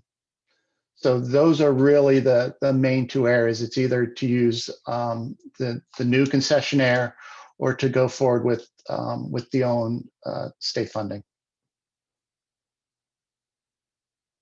So Jackie's on the phone. Let me ask the elephant in the room. So MTA, Kevin, has never really done a project of this magnitude before. I mean, there's a light rail on the Baltimore area, but this seems to be like a different level of magnitude and complexity. So it occurs to me that MTA and MDOT really don't have the sort of the technical expertise and the institutional capacity to pull something off like this by themselves. Yeah. Why an experienced concessionaire would be really useful, but who wants to do business with the state of Maryland after what happened to Fluor and PLTC? So you're sitting on top of the totem pole on this, and you can't really say anything disparaging about the people who work for you. But is this project really beyond the capability of MTA to pull off in a way that's going to be a quality project delivered to the residents? Well, so let me answer your question a couple different ways. I see what you're getting at. So one, let me talk about kind of the short-term and the long-term paths of this project. So whether or not we, I talked about the two paths of settlement or reprocuring the P3. Under no path, I don't think we see the state taking on a long-term role of finishing the construction of this project. I think you're right on. It's very complex. It requires a massive organization to take this on. I mean, I think you've nailed it. You've hit it really well. MTA is not set up as a state agency to manage a construction project in the way that PLTC was. So that said, I don't think that's what we're talking about doing. I think what we're looking at doing is managing construction in the short term, trying to keep construction going, focused on those three areas that I talked about: utilities, permits, design, continuing to de-risk the project, so that when we do get a new design build contractor, a new concessionaire, whatever that path is, on board in roughly 9 to 12 months, the state is then able to kind of step back and turn a lot of those contracts and turn that full ramp back up build process over to a new contractor. We've assumed all of the subcontracts that PLTC had. So we have those contracts, and so we're directing construction crews appropriately and building up the MTA organization to handle as much work as we can responsibly handle as an agency. But our intent is not to take this project to the finish line. We do need another partner on board to take to the finish line. So one of the interesting things the governor said was that people were lining up to take over this project. And I found that a little hard to believe that there are people lining up after what happened to the other contractor. So I'll just leave it there. Yeah, I'll note that Matt and I have both been contacted by a number of contractors. I mean, the fact is that people need jobs. I mean, people want the work. Just because this conglomerate leaves town, I mean, the bulk of the work, they were doing about 30% of the work. 70% of the work is being done by good Maryland construction companies. That's who you all see out there working, are Maryland companies. And yeah, they do want this work. And I think we feel very confident in our ability to find a new contractor to come on board. Okay. I've got one. Okay, go ahead. So have you figured out how to prevent this $1 billion 66-inch water main fiasco from falling into the middle of this project and wreaking havoc? Is this the WSSC 66-inch water main? Is that what you're talking about? Yeah. Matt, do you want to touch on that? I mean, we're gonna relocate it, is my understanding. Is that right, Matt? Yeah, this is a water main that is out in Glenridge. That the relocation has been designed. We're looking right now at seeing which contractor is available to do the work. Yeah, so it's not going to impact either the facility itself or the schedule to any extent. We just have to take care of it though. What about the cost? Oh yeah, we'll have to pay for that. So it is close to $1 billion to relocate this water main?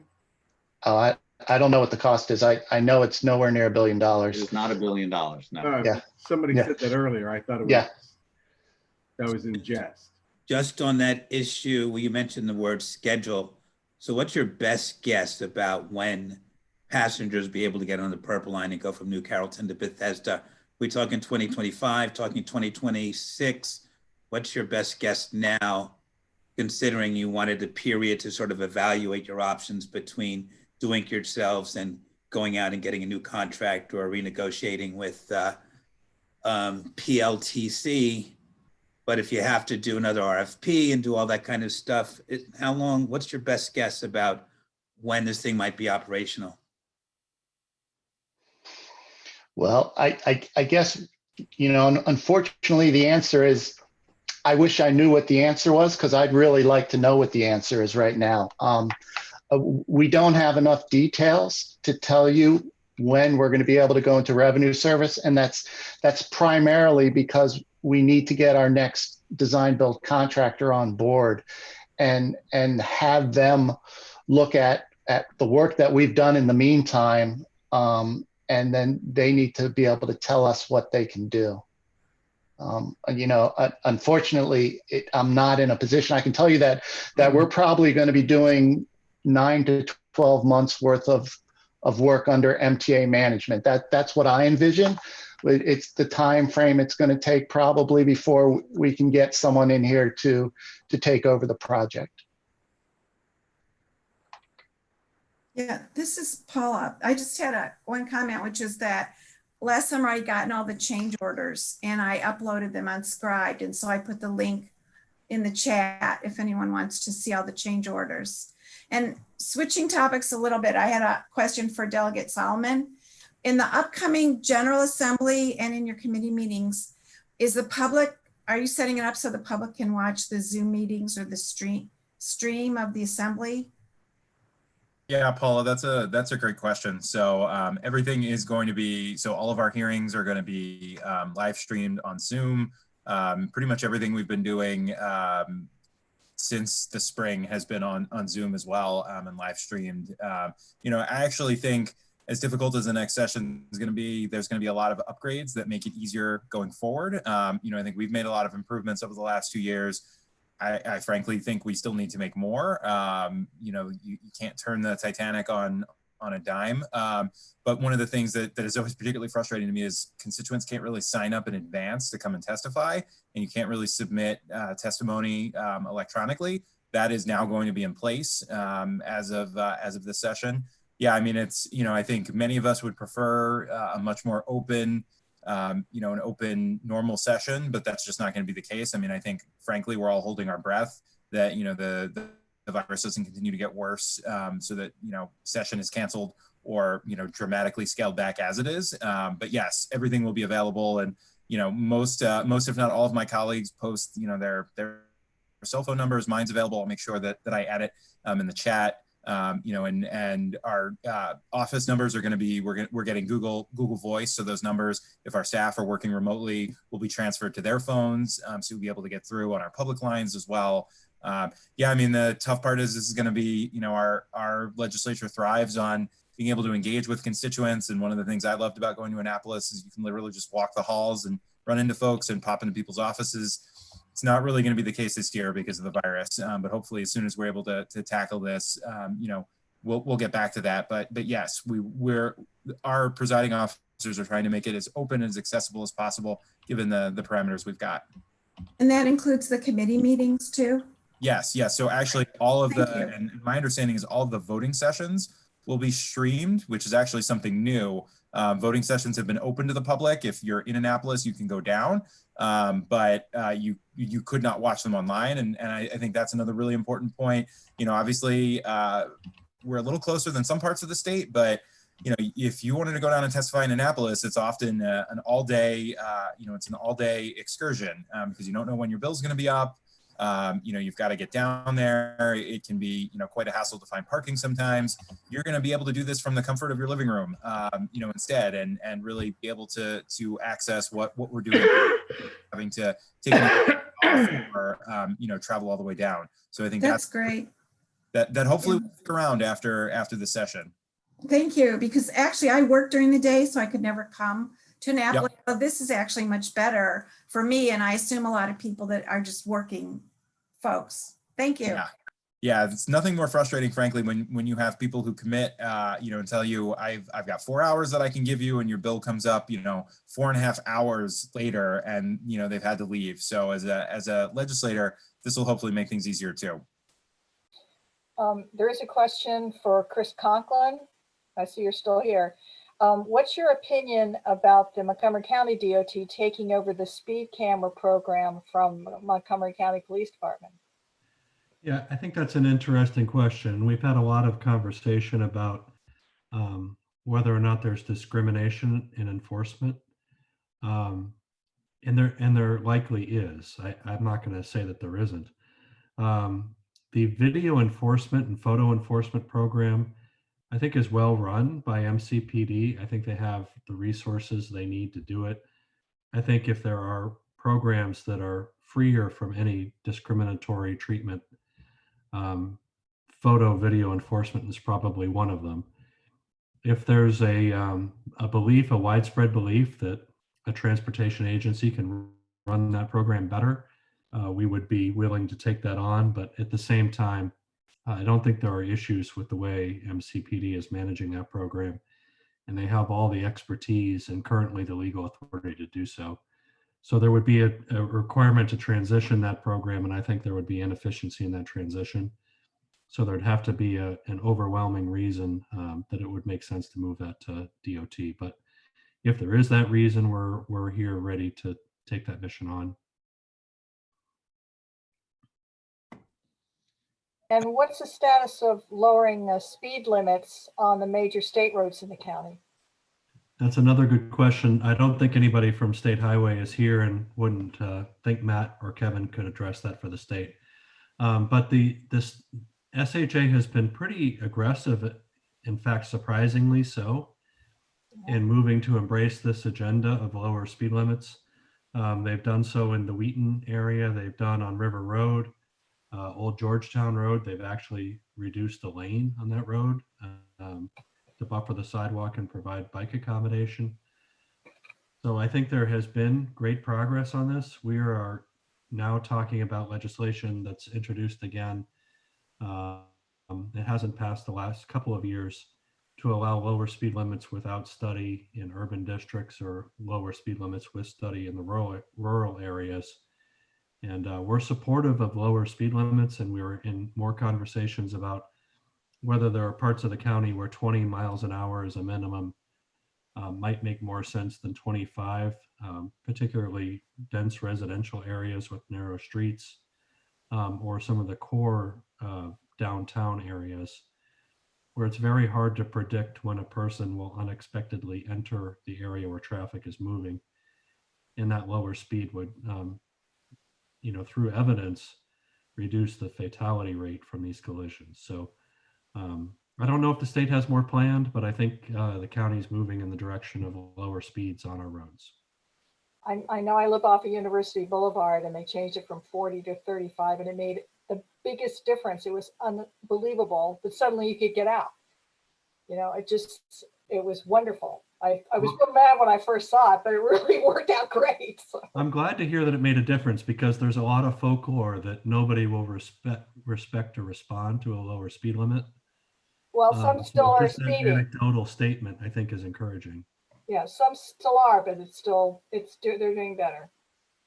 I don't see too much of a change on the part of University Boulevard near Northwood High School. I still see people exceed the speed limit, with some regularity, just about every time I go there, all the way up to Inwood. So people are still, they're not slowing down at all. I'll ask this last comment, and then Jerry, you can wrap this up. So I just wanted to thank you guys for how you cleaned up the Wayne Avenue construction site from Manchester up to Dale Drive. There was a lot of debris out there, and it seems to have gone, and some of the sidewalks have been repaired. So thank you so much for that. I think, Matt, at our last meeting, the walkthrough, I had asked you to talk to SHA and see if they would restripe the roads, since it's going to, be in this sort of incomplete state for a couple of years. We'd like State Highway to pay attention to Wayne Avenue, since it's now a state highway. Yeah, absolutely. Jerry? This is Jerry Garson. I'd like to thank Kevin Quinn, Matthew Pollack, Jared Solomon, and Chris Conklin for all their things. We had about 50 people on it. Some of them came, some of them left, but I think it was a very interesting thing on transportation. We'll now go back to the regular part of our meeting. Thank you, Jerry. All right. Have a good night, everybody. Thanks for Thank you including very me. much, everybody. Thank you. Thank you for joining us. Okay, people, we're at the business part of the meeting, and we might be able to finish this in the next 15. For some reason, the New York Jets are beating the New England Patriots, so that's kind of interesting. So how the mighty have fallen.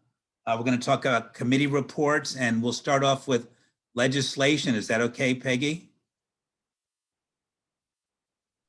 Yes, if I'm unmuted now, can you hear me? We can. Okay. There's a lot going on and a lot of bills piling up, but I think rather than trying to synopsize a whole slew of them, I would be better serving you if I send out an email to you to forward to everybody on the executive committee so that everybody has the black and white in front of them. Sue Schumacher, are you with us?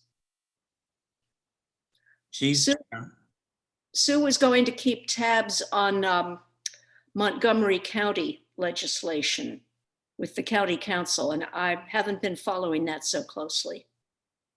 Peggy, I called Alan Friedman's office and they were supposed to get back to me, but I guess last week with the election, I, didn't hear from anybody, and I knew better than to call Evan Glass until everything, calmed down.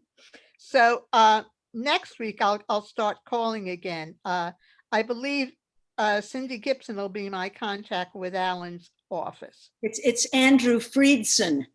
Oh, whatever. He's only my representative. District council too. Get his name right, honey. Okay. So we can report that Delegate Al Carr has sent us a list of bills that he's considering, and he's asking for our support. We've also been contacted by Delegate District 19 Charlotte Crutchfield, who said that she would like us to support some legislation. So those people, I think, have responded to Peggy's invitation. I can report that both Mark Corman and Craig Zucker will be our guests for the December meeting, sort of previewing the 2021 legislative session. And so we'll be able to talk about things that we're interested in, as well as hear about things that they're interested in. So we've got Corman and Zucker next month. Excellent, thank you. Anything else on legislation? Okay, she's shaking her head now because she's muted. What about education? Anybody want to weigh in on education? There's lots of stuff, but that's okay. Land use and planning. So what do we know about land use and planning? I'm going to testify on behalf of the Civic Fed at the Planning Board's November 19th public hearing. And Harriet's going to help me with that testimony because she's the best at that. Environment. I'll just add, this is Harriet, I'll just add that the council is continuing to work on the new subdivision staging policy, also known as the growth policy, tomorrow, if anybody wants to watch. Thank you, Harriet. Mm-hmm. Anything on the environment? So I'll just recap what I wrote about in the newsletter, which is that there were two competing groups that were weighing in about stream restoration and stormwater management, and they've got together with a working group. There's a lot of subject matter experts there, so it's likely to be a high-level process and that comes out of that. So we were invaluable about bringing those two groups together. So stay tuned on that issue. So some of you may know that I'm an officer of a group called Conservation Montgomery, a nonprofit that's been around for the last 10 years. We're having our annual meeting on Friday, the 13th. I think it starts at 6 o'clock. Everybody's invited to participate. We'll try to send out a link. Our featured speaker is a woman named Melanie Chukas Bradley, who writes on trees, and she's very good. And we're also going to give an award to Lisa Felt, who was the director of the county's Department of Environmental Protection, who died earlier this year in a car crash. And her family's going to be with us, and we're going to present her with something we call the Joe Howard Award, named after a famous environmentalist who lives in Montgomery County and who took us on a big tree tour just this past Wednesday, Brookside Gardens. Anybody have anything on public safety? I don't see any hands, so let me commend this to your attention. So the county has got a public safety survey that's part of the reimagining policing in Montgomery County, and that's available online. It would be good if neighborhood representatives could take the survey, fill out the survey, pass it along to your neighbors, and let them weigh in on what they think policing should look like in Montgomery County. And there's a lot of activities on policing going on. There's a very large commission, a police advisory commission. There's a county executive has hired a consultant to help with reimagining the police. And there's this survey. So there's a lot going on. So please look up the survey and fill it out. And so at least we can do as neighborhood representatives. And last but not least, public utilities. All right, so nothing on public utilities. Is there any old business? Yes, sorry, I was muted. Yes. Okay. Sorry, I was muted. Yes, Sorry. actually, I do have something. You all may have received, you almost certainly received something in your WSSC water bill or fire a sheet with it talking about AMI or advanced metering infrastructure, which if you threw that away or didn't see it, I'll just put that in the chat, a link to the same information. And it's the AMI is this, it's basically smart metering for water meters. And the WSSC claims that they're going to save a lot of money over many years by using this AMI technology. They're saying $268 million over 20 years. But that's up for dispute, that the savings will really be anything like what they're claiming, and may actually end up costing them more money than they're costing us more money than what they claim they're saving. So Delegate Al Carr has been watching this and questioning them, WSSC, a lot on this matter. But I just want to let people know about this AMI system. My opinion, for what it's worth, is that, well, let me back up just a second. There are other jurisdictions that have looked at this and have even implemented it and found out that it did not provide the cost benefit that was promised. It's seems to perhaps benefit the vendors of these new systems more than anybody. It's not, although it's smart metering, it doesn't really have anywhere near the benefit of the smart metering that Pepco does. So anyway, we'll see how things turn out. But again, Delegate Carr is staying on top of it, and I also seriously question whether this is a wise move to go to this AMI system. So we know that if Louis shines a light on it, we better pay attention to it. So well, maybe. Thank you, Louis. Okay, thanks. Anybody else, Paula? Yeah, sure. So I just wanted to go back to your the policing survey. Yeah. I'm looking into this, and this was a no bid, the consultant, this was a no bid contract that Elrich represented to the council through memos, first from Andrew Klein and then from Rich Madalino, that there was extensive outreach and to figure out who to hire. But I did some MPIAs, and actually they reached out to 4 people and chose one of them. And I was told in my MPIA response that everything was done over the telephone. So there was no extensive outreach. They contacted 4 people, which appear to be cronies of people in the Elrich office or Elrich. And it was very clear from the committee meeting that the $350,000 award to the company was the minimum it was going to be, because the scope was written so poorly and so generally that it was unclear what was really going to happen and how the company would fulfill it. So I'm still working on that, but I wanted to let people know that this was a $350,000 no bid contract that should not really be happening anymore in the county. So I also wanted to go back to Louis's award and remind people that a couple years ago, he had written an app so that people could figure out their SDAT cost. And it was up on our Civic Fed website for quite a while. And then I guess time goes by, but I do remember that. Thanks. Yeah, we've been working this issue for a while. So that's good to know about the contracting issue.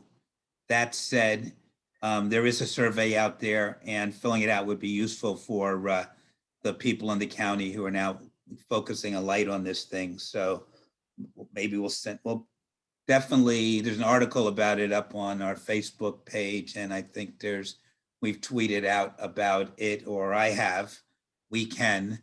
And I think it's due by 20th of November. So maybe it's something you want to pay attention to. Alan, can you hear me? Yes. I had a comment that I was trying to get in. I was surprised that when they were talking about the weather, none of them mentioned that NOAA has issued a statement for Maryland that because of El Nino, we will have a much warmer winter than normal. Oh, that's terrible. First of all, Just thought I'd mention it. I mean, and I've got a dog, it's got to kill the bugs. So I was hoping for more snow. I thought that's what the Farmer's Almanac was saying. If Well, I'm just telling you what Noah issued, so. if there's no more committee reports and there's any new business, anybody? No. All right, so not having any new business, let me just throw this out here. We're sort of in desperate need of a database. Oh, Peggy? You're muted. You're muted. You're still muted. You're gonna have to do sign language because you're still muted. You have to write it in the chat because we have no idea what you're saying. It looks, there you go. Okay.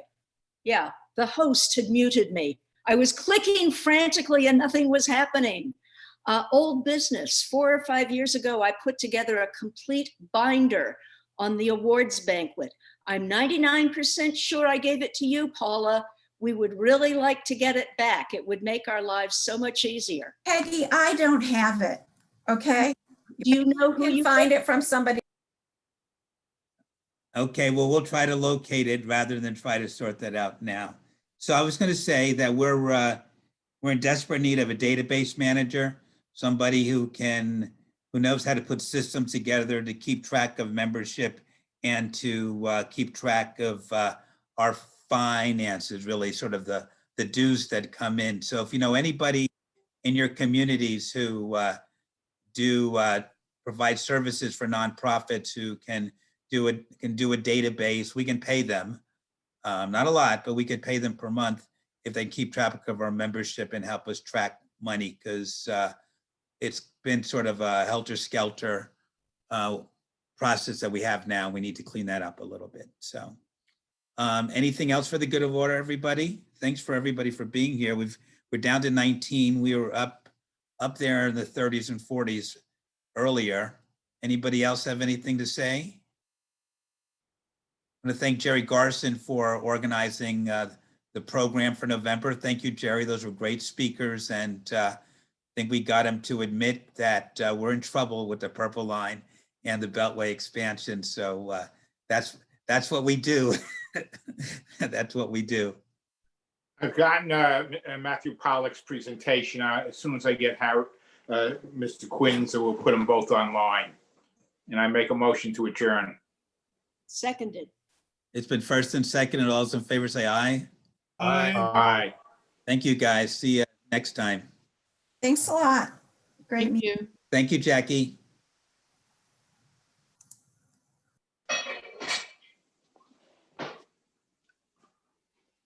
Thank you. Bye. Bye. Here we go.